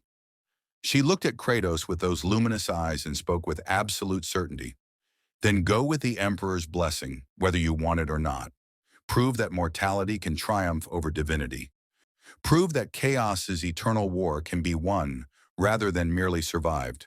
She raised one gauntleted hand in benediction. And if you fall, know that your sacrifice will be remembered as the moment when humanity dared to dream of victory. I'm not planning to fall, Kratos replied. I'm planning to win. There's a difference. He turned to Inquisitor Vex, who'd been his handler, his overseer, and, though neither would admit it, something approaching an ally over the past 3 months. 72 hours, he said. Use them to position your forces. When I signal, they attack. And when the demon princes fall, humanity will understand what I've been trying to tell you since I arrived. Gods bleed. They die. And I'm very good at making them do both. The bridge crew stood silent, processing the audacity of the plan and the certainty with which it had been delivered. 4 demon princes, 4 coordinated kills, a ritual that threatened the entire sector, and 1 gray-skinned warrior with chains and axes who spoke about killing chaos, champions the way others discussed routine maintenance. In 72 hours, the Hadex anomaly would either become humanity's greatest victory or its most catastrophic defeat. Kratos intended to ensure it was the former. 72 hours passed in preparation that felt like the calm before apocalypse. The inquisitorial forces divided into 4 strike teams, each positioned at maximum weapons range from their assigned Demon Prince's stronghold. The Death Watch split between teams, their bolters blessed with prayers specific to each Chaos god. Naval ratings loaded cyclonic torpedoes into launch tubes, final contingency if the god killer failed and exterminatus became necessary. Tech priests chanted maintenance rituals over weapons that would determine survival or extinction. Kratos spent the time in meditation, weapons across his lap, mind cataloging everything he knew about each target. Azeroth the Eternal would fight like Ares, straightforward brutality amplified by divine fury. Septimus the Undying would be like fighting Hades' corruption given form, persistent, patient, regenerating from wounds that should be mortal. Malevolent the Omniscient would predict his moves like the Fates had once done, seeing futures and adapting accordingly. And Lysandros the Perfected would try what Aphrodite had attempted in Olympus, seduction not through beauty, but through offering him what he secretly wanted. They were challenges he'd faced before, just wearing different names and serving different gods. The webway portal opened silently in the unrelenting Judgment's main hangar, a tear in reality that didn't bleed warp corruption, but instead revealed crystalline pathways that predated humanity by millions of years. Through it stepped 3 Elder Rangers, their armor humming with technologies that made even Mechanicus adepts weep with envious frustration. "Your transport is ready," the lead ranger announced. "The webway will deliver you to each target location with precision measured in meters. But understand, each transit weakens our stabilization. By the 4th jump, the pass will be unstable. You'll have minutes, not hours, to complete your final kill before the webway collapses." "Minutes is all I need," Kratos replied, rising from his meditation. The blades of chaos ignited with hellfire, their chains rattling with anticipation. The Leviathan axe hummed with frost magic barely contained. He'd rested, prepared, and now it was time to remind Chaos why gods had learned to fear him. Inquisitor Vex approached, her power armor bearing new inscriptions. Prayers she'd added personally, though whether for his protection or her own peace of mind remained unclear. "The strike teams are in position. Once you signal, they'll provide maximum distraction. But Kratos," she paused, finding words difficult, "these aren't minor demons or lone champions. These are demon princes operating in coordinated ritual. If this goes wrong—" "It won't," Kratos interrupted. "Not arrogance, just certainty born from lifetime experience. I've broken divine rituals before, stopped Ragnarok itself from consuming the 9 realms. This is just 4 demons who think their coordination makes them invincible. They're wrong." He walked toward the webway portal, then stopped, looking back at the inquisitorial forces who'd become, not friends, but something more than mere temporary allies. "When this is over, your emperor will owe me nothing, and I'll owe the Imperium nothing. We'll be even. But for what it's worth—" He struggled with words that felt foreign to his nature. "You fight well. For humans bound by so many chains, you've learned to make those chains into weapons. That's respectable." It was the closest to a compliment Kratos had given anyone in this galaxy. Vex nodded once, accepting it for the rare offering it was. "The Emperor protects," she said, the ritual words carrying genuine hope rather than empty formula. "No," Kratos corrected. "I protect. Your Emperor just watches." He stepped through the webway portal, and reality swallowed him. Maledict Prime, Azeroth the Eternal. The world was brass and blood. Cities had been reforged into monuments to Khorne's glory, their buildings shaped like skulls and weapons, their streets running with perpetual rivers of crimson. The sky burned with warp fire that never consumed, fueling endless rage that sustained the demon prince's fortress. Azeroth's stronghold was a colosseum magnified to planetary scale, an arena where cultists fought bloodletters for the privilege of dying in their god's name, where champions dueled for Khorne's favor, where blood flowed like sacrament.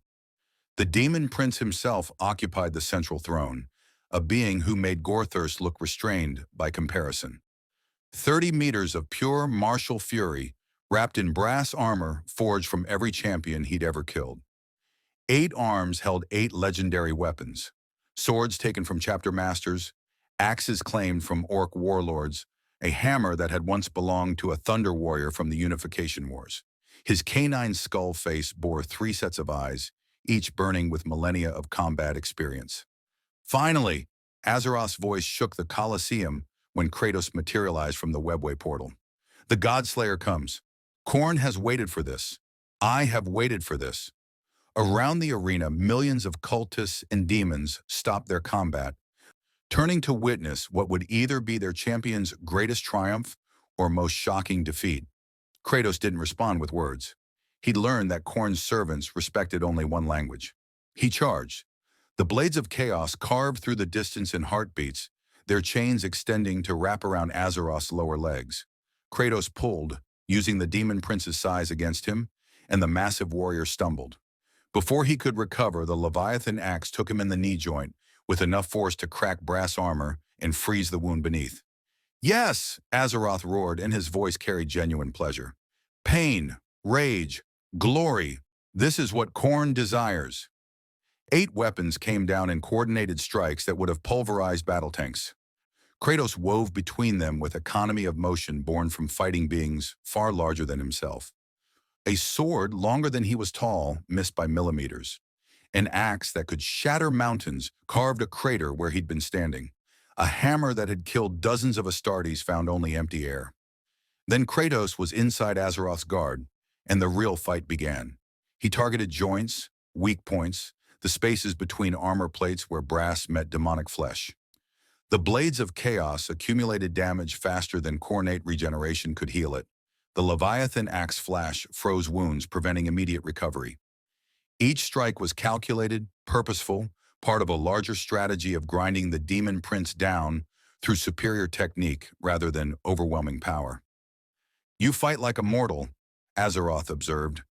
3 of his 8 arms hanging useless from accumulated damage. Precise, efficient. But where is your rage? Where is your fury? Rage is for amateurs, Kratos replied, severing another hand at the wrist. I learned that lesson when I was your age. Fury without discipline is just noise. Then let me teach you what discipline becomes when blessed by Khorne. The demon prince activated something, not a weapon, but a ritual encoded into his very essence. The blood flowing through the Colosseum streets rose in defiance of gravity, forming a sphere around both combatants. Within that sphere, reality changed. Time accelerated. Every heartbeat became a battle, every breath a new wound inflicted or endured. It was meant to favor Azeroth, who'd trained in accelerated time for 10,000 years. It should have overwhelmed Kratos with attacks too fast to process. But Kratos had fought Kronos, the titan of time itself. Temporal manipulation was just another god's trick. He adapted, moved faster, struck harder. Let Spartan rage bleed through discipline just enough to match the accelerated pace. Within the blood sphere, years of combat occurred in seconds. Azeroth landed hits that would have killed space marines. Kratos endured them and returned worse. When the sphere collapsed, ritual exhausted, Azeroth had 17 of the demon prince's 8 arms severed. His brass armor was cracked beyond repair. His skull face bore fractures that leaked not blood, and his regeneration had finally critically faltered. Impossible, the demon prince gasped. Khorne sustains me. I am eternal. I cannot. The Leviathan axe took him in the throat, and Kratos' other hand plunged into the wound, finding the essence core. He ripped it free with the same brutal efficiency he'd used on Gorthurst. then destroyed it between the blades of chaos before it could escape. Azeroth the Eternal became Azeroth the Ended. The Colosseum fell silent. Millions of cultists and demons witnessed their champion's permanent death. Then chaos, not chaos with divine purpose, but genuine tactical disorder as the gathered forces fractured without their linchpin. Kratos didn't stay to watch. The webway portal reopened, and he stepped through, leaving corpse and confusion behind. Signal sent. 1 down, 3 to go. Time elapsed, 11 minutes. Verdantia, Septimus the Undying. The agri-world had become a garden of decay. What had once been golden fields of wheat and grain now writhed with biological impossibilities. Plants that grew from corpse soil and bore fruit that wept pus. Forests of bone-white trees with leaves made from diseased flesh. Rivers that flowed not with water, but with concentrated plague. The air itself was infectious, each breath carrying 10,000 different strains of corruption designed to overwhelm even space marine physiology. Kratos emerged from the webway into this nightmare ecosystem and felt his divine durability immediately tested. Nurgle's garden wasn't just deadly, it was patient. The plagues didn't try to kill quickly. They settled into flesh, waiting, gestating, transforming hosts into new vectors for spread. His healing factor burned through the initial infections. Divine vitality treating Nurgle's gifts like minor inconveniences. But he could feel the cumulative weight, each breath slightly harder than the last, each movement requiring fractionally more effort. This wasn't a realm you conquered through speed. This was attrition warfare given biological form. Septimus the Undying waited at the garden's heart, seated on a throne grown from living plague, victims who still breathed, still suffered, their bodies fused into grotesque furniture. The demon prince was corpulent, bloated with disease and decay, his body a walking ecosystem of infections that had existed since before humanity discovered fire. Rust covered his armor like a second skin. Flies the size of human heads orbited his form in lazy patterns. "Welcome, Godslayer," Septimus's voice bubbled with fluids that shouldn't exist in throats. "Grandfather Nurgle has watched your progress with great interest. You kill with such permanence, such finality. It's wasteful, really. Death should feed life. Endings should become beginnings." Around them, the strike team led by Brother Kyle engaged Nurgle's forces, plague bearers emerging from the diseased soil, great unclean ones vomiting contagion across the battlefield. The Mortifician and his squad fought with grim determination, their armor's environmental seals pushed to maximum capacity. Kratos didn't waste breath on response. He charged, but this time the terrain itself fought him. The ground was soft, yielding, trying to trap his feet in corrupted mulch. Vines reached from plague trees to entangle his legs. The air grew thicker, each breath now requiring conscious effort. The Leviathan axe carved through obstacles. Frost magic, flash freezing diseased vegetation, and making it brittle enough to shatter. The blades of chaos burned away infections before they could take root. But Septimus wasn't just watching, he was adapting, his body generating new plagues customized for Kratos' specific physiology. "You fight so hard to remain pure," Septimus observed, his massive form rising from the throne with surprising grace. "But purity is illusion. Everything decays. Everything rots. Even gods eventually. Why resist what's inevitable?" A club the size of a tree trunk, formed from calcified bone and dripping with toxins, swung toward Kratos. He blocked with crossed blades, and the impact sent shockwaves through his arms. Septimus was physically weaker than Azeroth, but every strike carried plagues so virulent that contact itself was weapon. The blades of chaos wrapped around the club, hellfire attempting to burn away infection. But Nurgle's plagues were alive in ways that defied conventional combat logic. They adapted to the heat, survived the flames, continued spreading even as their physical vectors were destroyed. "You see," Septimus laughed, the sound wet and obscene. "Your weapons work on gods because gods are finite. But plague? Plague is eternal. Kill one strain, 10 more emerge. Burn away infection. It spreads through the ashes." Kratos felt his healing factor struggling, not failing, not yet, but working harder than it had since he'd fought Balder and his mother's protective magic. Every wound Septimus inflicted festered. Every breath introduced new infections. The demon prince wasn't trying to kill him quickly. He was trying to outlast him, grinding down divine durability through biological inevitability. It was the same strategy Kratos had used against Azeroth, which meant he understood how to counter it. "You're right," Kratos admitted, shifting tactics. "Plague is eternal, but you're not." He stopped trying to avoid infection, stopped burning away every plague touch. Instead, he endured, let his body take damage, let infections spread, accepting pain as temporary cost for positioning. Because Septimus's confidence came from immortality through decay, the demon prince had survived orbital bombardment by decaying faster than the weapons could destroy him, had endured being scattered across continents by reforming from the smallest plague spore. But that required time.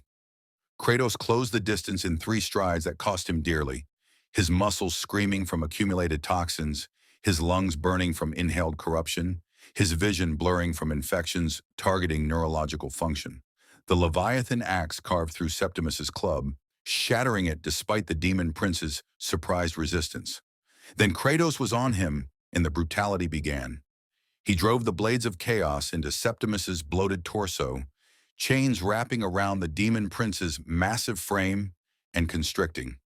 Not to kill, that would take too long, but to immobilize. Hellfire burned not at the surface, but inside, cooking Septimus from within, while the chains prevented the demon prince from simply falling apart and reforming. "Clever," Septimus wheezed, his multiple lungs collapsing from internal heat, "but still futile. I have been burned before. I have been scattered before. I always—" Kratos' hand plunged into the burning wound, finding not an essence core, but something more complex. A network of plague spores that collectively formed Septimus's consciousness. Destroying them all simultaneously would be impossible. So Kratos didn't try. Instead, he froze them. The Leviathan axe, still gripped in his other hand, channeled frost magic through direct contact.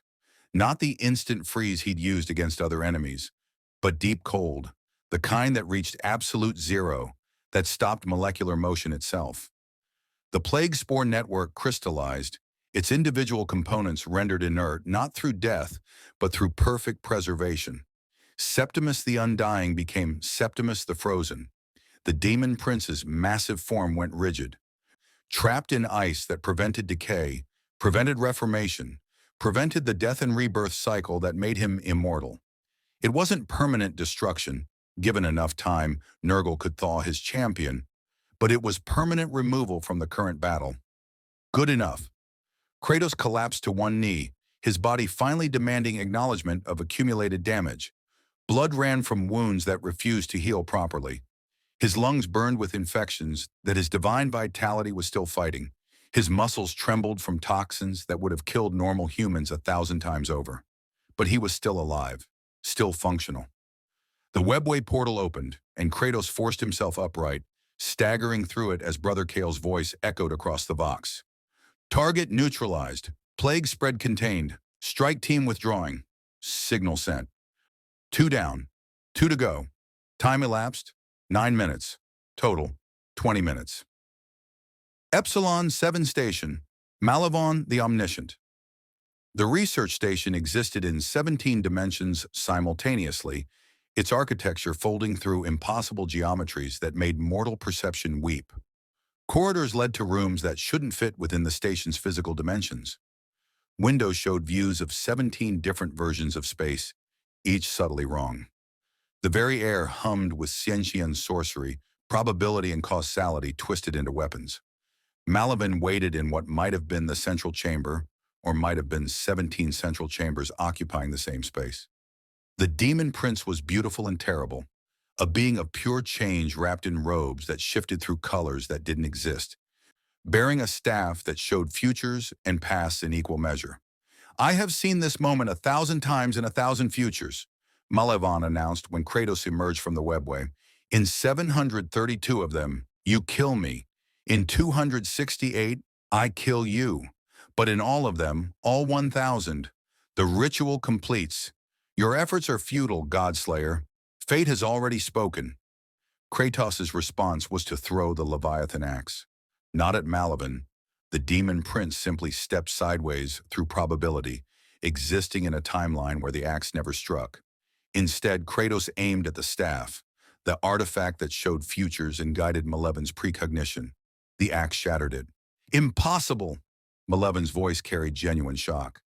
I saw every future. In none of them did you attack my staff first.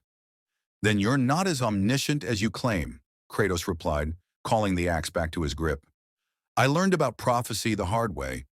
The more you rely on seeing the future, the less you prepare for the present. He'd dealt with seers before. The Norns had shown him visions of Ragnarok's inevitability. The Greek fates had woven his destiny with threads that claimed inescapability. And Kratos had learned the fundamental truth about prophecy. Those who saw the future became slaves to it, their every action guided by visions rather than adaptation. Without his staff, Malavan was still powerful, still a demon prince who commanded sorcery beyond mortal comprehension. But his perfect precognition was gone. He was forced to react rather than predict, and reaction was always slower than action. The battle became chaos, not chaos with divine purpose, but genuine tactical disorder.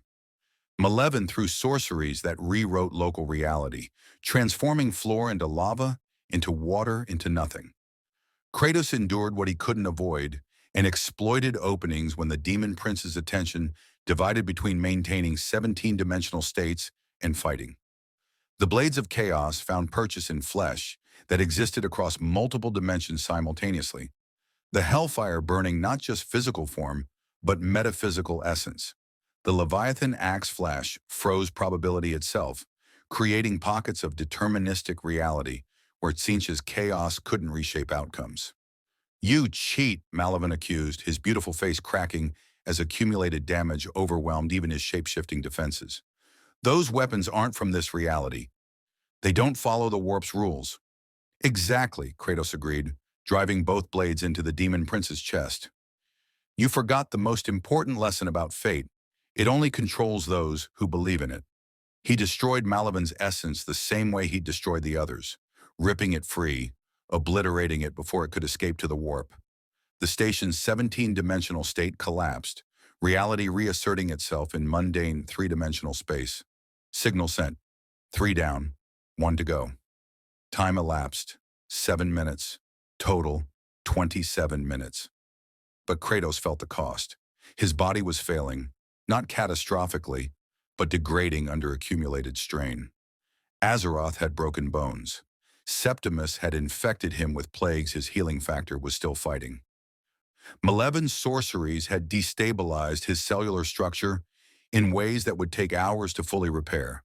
He had one more demon prince to kill, and Lysandros the Perfected was the most dangerous of all, not because of power but because of what the Keeper of Secrets represented. Everything Kratos had ever wanted and could never have. The webway portal opened to Euphoria, and Kratos stepped through into his final test. Euphoria, Lysandros the Perfected. The pleasure world was a lie wrapped in beauty. Crystal spires reached toward a sky that showed sunsets from 1,000 different worlds simultaneously. Gardens bloomed with flowers that sang in perfect harmony. The streets were lined with statues depicting idealized forms, not obscene, but perfected, showing humanity as it could be if freed from imperfection and mortality. The air itself was intoxicating, carrying scents that promised fulfillment of desires people didn't know they had. Kratos felt it immediately, not physical corruption like Nurgle's plagues, but something far more insidious. The world was offering him things, not crudely, not obviously, but with the subtle inevitability of water finding cracks in stone. The statues showed him visions, Calliope, his daughter, alive and laughing, Lysandra, his wife, smiling without the shadow of tragedy, Faye, his second wife, whole and healthy. All the people he'd lost, all the failures he carried, offered back to him if he would just stop fighting, accept Slanish's gift, embrace pleasure and release the burden of God-slaying. "Hello, Kratos!" The voice was silk and honey and poison. "I've been waiting for you." Lysandros the Perfected descended from the central palace, not walking, but gliding, as if gravity was optional.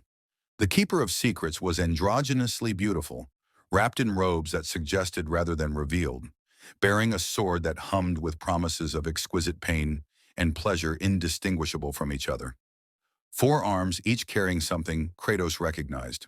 A Spartan blade like the ones he'd wielded as a mortal, a chain that resembled the ones binding him to Ares, a shield bearing the Lambda of Sparta, and flowers from his daughter's grave. "I don't need to fight you," Lysandros continued, his, her, its voice modulating to match every person who'd ever mattered to Kratos. "I just need to show you what you've been denying yourself. Peace, forgiveness, rest." The palace doors opened, revealing the interior. Inside, Kratos saw his family. Not demons wearing their faces, but them. Perfect recreations drawn from his memories and given form through Slanish's mastery of desire. Calliope playing with toys he'd carved for her. Lysandra preparing a meal in their Spartan home. Faye working on her murals, brush in hand. All of them looking at him with expressions that said, "Come home. The fighting is over. You've earned this." Kratos stopped walking, his weapons lowered, just slightly, because this was the cruelest attack he'd faced, not threatening what he had, but offering what he'd lost. "You've killed so many gods," Lysandros whispered, now standing beside him, though Kratos hadn't seen the demon move. "Toppled pantheons, ended eternities. All for what? Revenge? Duty? Survival? When does it end, Kratos? When do you allow yourself to stop?" The demon prince's hand touched his shoulder, gentle, not threatening. The contact sent sensations through Kratos' damaged body. Wounds healing, infections purging, exhaustion fading. Slanesh's power repairing everything Azeroth had broken, everything Septimus had infected, everything Malavin had destabilized. "I can give you everything you've ever wanted," Lysandros continued.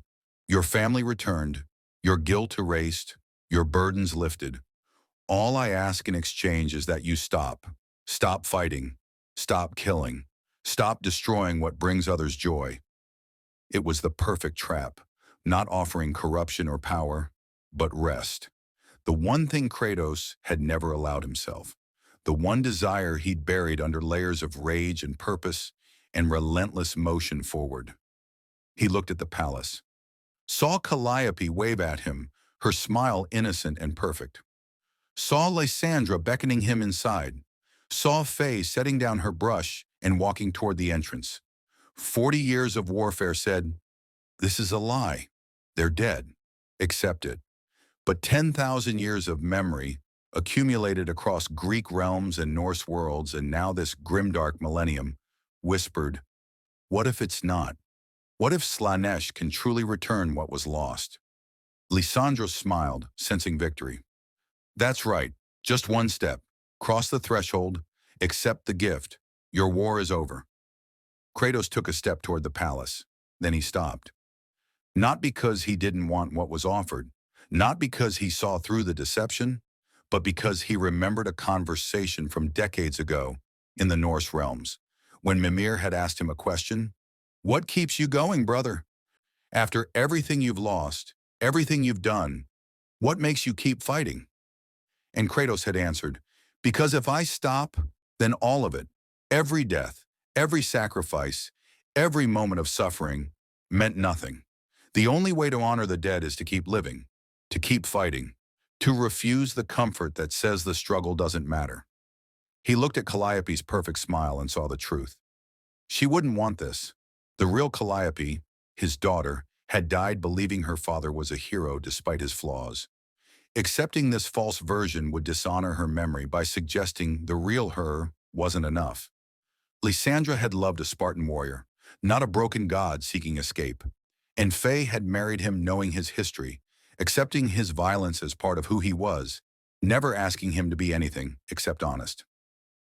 This palace, this offer, it was asking him to become someone else, someone who prioritized comfort over truth, pleasure over purpose, false peace over genuine resolution. "No," Kratos said quietly. The word hung in the air like a blade suspended over flesh. "No?" Lysandros's voice lost its seductive quality, becoming sharp. I offer you everything, and you refuse. You offer me a cage wrapped in silk, Kratos replied, his weapons rising. The pain returned, wounds reopening, infections resuming, exhaustion crashing back. But he welcomed it. Pain was real. Suffering was honest. This, this was a beautiful lie. They're dead, he continued, his voice carrying the weight of acceptance rather than denial. I killed Calliope by accident. I failed to save Lysandra. Faye died because mortality is inevitable. Those are truths I live with every day. You offer me fantasy that erases those truths, and in doing so, erases them. Then you choose suffering? Lysandros demanded, the demon prince's beautiful form beginning to crack, revealing the predatory horror beneath. You choose endless war over peace, pain over pleasure? I choose reality over illusion, Kratos corrected. I learned that lesson when I gave up godhood. Divinity offers escape from consequence, from mortality, from truth. I rejected that. I'm not about to accept it from you just because you wrapped it prettier packaging. The palace dissolved. The family vanished. The gardens withered. Euphoria revealed its true form, a world built from broken promises and shattered dreams, beautiful only when viewed through the lens of desperate desire. And Lysandros the perfected became Lysandros the wrathful. Then die in your self-righteous misery, the demon prince screamed, four arms raising weapons that hummed with the anguish of every desire denied, every pleasure refused. If you won't accept the gift, you'll be destroyed by it. The battle was vicious. Lysandros fought with the fury of temptation rejected, each strike carrying psychic weight that tried to make Kratos regret his choice. The demon's sword cut flesh and soul simultaneously, its edge sharp enough to wound pride and purpose. Every block cost willpower. Every dodge required refusing comfort. But Kratos had fought this battle before, against himself, against the part of him that wanted to quit, to rest, to declare the war over and accept defeat disguised as peace. The blades of chaos carved through Slanesh's illusions, their hellfire burning away false promises. The Leviathan axe froze desire itself, creating moments of clarity where Kratos could act without the weight of temptation clouding judgment. Why? Lysandros screamed as Kratos' blade found the demon's chest. Why refuse happiness? Because happiness built on lies isn't happiness, Kratos replied, his hand plunging into the wound. It's just comfortable damnation. He ripped free Lysandros' essence, a writhing mass of every desire humanity had ever felt, concentrated into single form, and destroyed it between his blades. The demon prince fell. The ritual collapsed. 4 nodes eliminated within 33 minutes, too fast for chaos to compensate, too thorough for recovery. And across the Hadex anomaly, the warp itself screamed. Kratos collapsed to his knees, weapons falling from nerveless fingers. The accumulated damage from 4 demon princes had finally exceeded even his divine durability. Bones were broken. Infections raged through his system. His soul felt stretched from enduring Slanesh's assault. But he'd won. The webway portal opened one final time, and Eldar Rangers rushed through, not to attack, but to extract.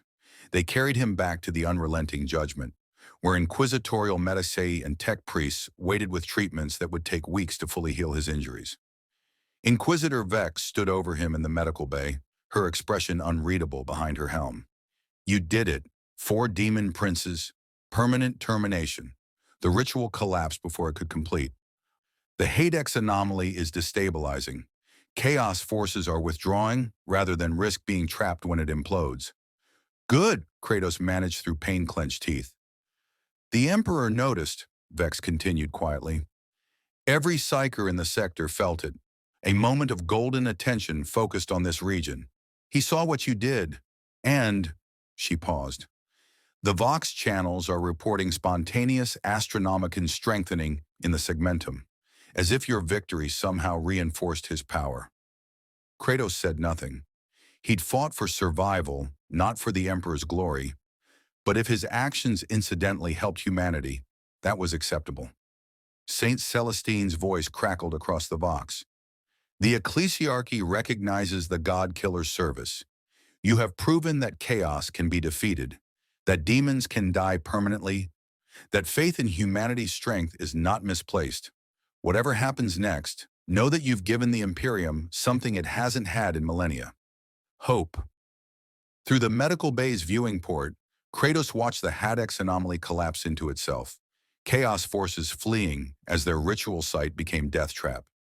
4 demon princes ended, countless cultists and lesser demons scattered, an entire sector saved, and all it had cost him was everything he had.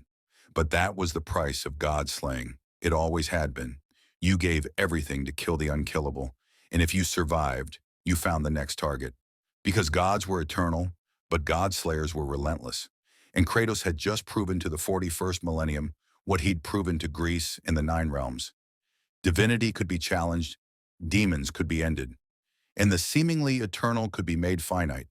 The war wasn't over. It would never truly be over. But for the first time since Kratos had fallen into this dark millennium, chaos had learned what gods across realities had learned before. He was inevitable. He was unstoppable. And he would keep killing gods until either they were all dead or he was.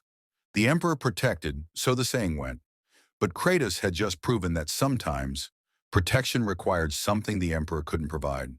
A mortal man who refused to kneel, refused to surrender, and refused to accept that any enemy, no matter how divine, was truly unbeatable. The unrelenting judgment held position at the Hadex anomaly's collapsing edge, its sensors recording the death of a chaos stronghold for archives that would be studied by inquisitorial scholars for centuries. The wound in reality was closing, not healing but sealing, cauterized by the permanent termination of 4 demon princes whose essences had anchored the rift. What remained of the chaos forces fled into the warp, their coordination shattered, their ritual broken beyond recovery. In the medical bay, Kratos stood despite the medic's protests. 3 weeks had passed since the Hadex operation. His bones had healed, fused stronger than before through divine vitality's relentless reconstruction.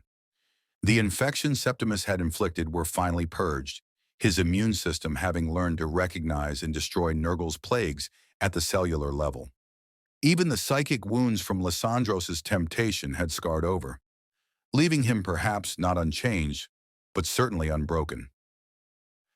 He looked at his reflection in the polished adamantium wall, ash-gray skin marked with new scars to join the thousands already accumulated, eyes that carried the weight of another pantheon, challenged and survived, weapons resting at his sides like old friends who'd proven their worth once more. Inquisitor Vex entered without ceremony, her power armor bearing fresh inscriptions, names of the 4 demon princes, recorded not as boasts, but as warnings to future chaos incursions. The Ordo Malleus wants you deployed against a rising demonic cult in the Ghoul Stars, she announced. The Ordo Hereticus requests your presence at a suspected Genestealer infiltration on a cardinal world. And the Officio Assassinorum has somehow sent a formal inquiry about whether your methods can be taught to their operatives. No, Kratos replied to all 3. I'm not the Imperium's weapon to be aimed at every problem. Then what are you? Vex asked, genuine curiosity coloring her tone. You've proven yourself against chaos. You've saved sectors. You've given humanity hope that the eternal war might actually be winnable. But you refuse integration into Imperial command structure, reject offers of reward or recognition, and maintain that you serve no master. So what are you fighting for? Kratos was silent for a long moment, considering the question. In Greece, he'd fought for vengeance against gods who'd betrayed him. In the Norse realms, he'd fought to protect his son and prevent Ragnarok. Here, in the 41st millennium, what drove him? I fight because demons need killing, he said finally. Not for your emperor, not for the Imperium's survival, but because I've seen what happens when divine corruption goes unchecked. I've watched gods devour civilizations. I've witnessed pantheons turn on their own worshippers. Your chaos is just another version of the same eternal problem. Power without accountability, divinity without limitation. Then you'll keep fighting, Vex concluded. Keep hunting demon princes, keep ending chaos champions, keep proving that the eternal can be made finite.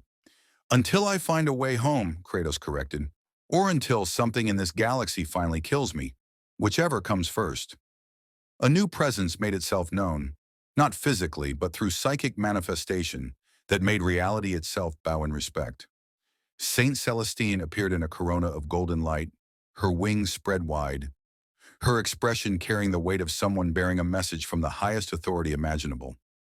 "The Emperor has spoken," she announced, and every person on the ship felt the words resonate through the warp. Not in words, he has not spoken in 10,000 years, but in acknowledgement. The God Killer is recognized as humanity's blade against those entities that conventional faith cannot reach. He will operate independently, but with imperial support when requested. And should he fall, her gaze met Kratos's directly. Should he fall, his sacrifice will be honored alongside the greatest heroes humanity has ever produced. "I don't want honor," Kratos replied flatly, "and I don't need the Emperor's acknowledgement. I know what I am. I know what I do. That's enough." "Perhaps," Celestine agreed, her smile carrying something between respect and sadness. "But the Imperium needs symbols as much as it needs warriors. You've become something rare in this dark millennium. Proof that seemingly impossible victories are merely difficult, that gods can bleed, that chaos's eternal war has an enemy who fights not from faith, but from sheer relentless certainty." She departed in a flare of golden light, leaving behind only the faint scent of incense and the psychic echo of divine attention. From the viewing port, Kratos watched the Hadex anomaly's final collapse. Where four demon princes had stood, now there was only void. Permanent, irreversible, a scar on chaos itself that would take millennia to heal, if it ever did. He thought of Azeroth's martial fury, broken by superior technique, of Septimus's patient decay, frozen before it could overwhelm, of Malevin's infinite foresight, shattered by refusing to be predictable, of Lysandros's perfect temptation, rejected because comfort built on lies was just another form of damnation. Four challenges from four gods. Four victories earned through blood and suffering, and absolute refusal to surrender. It was what he'd done in Greece against Olympus, what he'd done in the Norse realms against Asgard, and what he would continue doing here in the 41st millennium until either chaos learned to leave humanity alone or he ran out of demon princes to kill. "Where next?" Vex asked, recognizing that Kratos had made his decision. Not to leave, not yet, but to continue the war on his terms. "Wherever gods think themselves safe," Kratos replied, the blades of chaos igniting with hellfire that cast dancing shadows across the medical bay. "Wherever demons believe their immortality makes them untouchable. Wherever chaos grows comfortable in its eternal war." The Leviathan axe hummed with barely contained frost, eager for the next battle. The chains rattled with anticipation. And Kratos, the ghost of Sparta, the Godslayer, the anomaly who'd fallen from beyond reality itself, felt the familiar weight of purpose settle over him like old armor. The Imperium of man had survived for 10,000 years through faith, through sacrifice, through sheer bloody-minded refusal to die. It had learned to endure chaos, but never truly hoped to defeat it. The eternal war was just that, eternal, endless, a grinding attrition that consumed trillions with no promise of final victory. Until now. Until a warrior from another reality had shown them that gods could be killed, that demons could be ended permanently, that the seemingly impossible was just another problem requiring the right application of violence and will. The 41st millennium had gained something it hadn't possessed in recorded history, a genuine weapon against chaos's highest champions. Not a tool blessed by the Emperor, not a servant sustained by faith, but an independent force who killed gods because that's what he'd always done and would continue doing until either the galaxy ran out of gods or he finally found rest. And Kratos had learned long ago that rest was something you earned, not something you were given. You earned it by finishing the job, by seeing the war through to whatever conclusion existed beyond the endless fighting. The unrelenting judgment's engines flared to life, preparing for transit to the next war zone, the next threat, the next instance where conventional imperial forces would fail and something more extreme was required. Kratos walked toward the armory, his weapons in hand, his purpose clear. The Imperium could call him asset, ally, or anomaly. The ecclesiarchy could debate his theological implications. The Inquisition could file reports analyzing his combat methodology. None of it mattered. What mattered was simple. Gods existed. Demons preyed on humanity. Chaos thought itself eternal. And Kratos had built a career across multiple realities, multiple pantheons, multiple lifetimes, proving that eternal was just another word for hasn't met me yet. In the grim darkness of the 41st millennium, there was only war. But now, for the first time in 10,000 years, there was also something chaos had learned to fear. A god-slayer who refused to stop, who couldn't be corrupted, who treated demon princes like Zeus had once been treated, as powerful enemies who nevertheless bled when you knew where to cut. The galaxy would never be the same.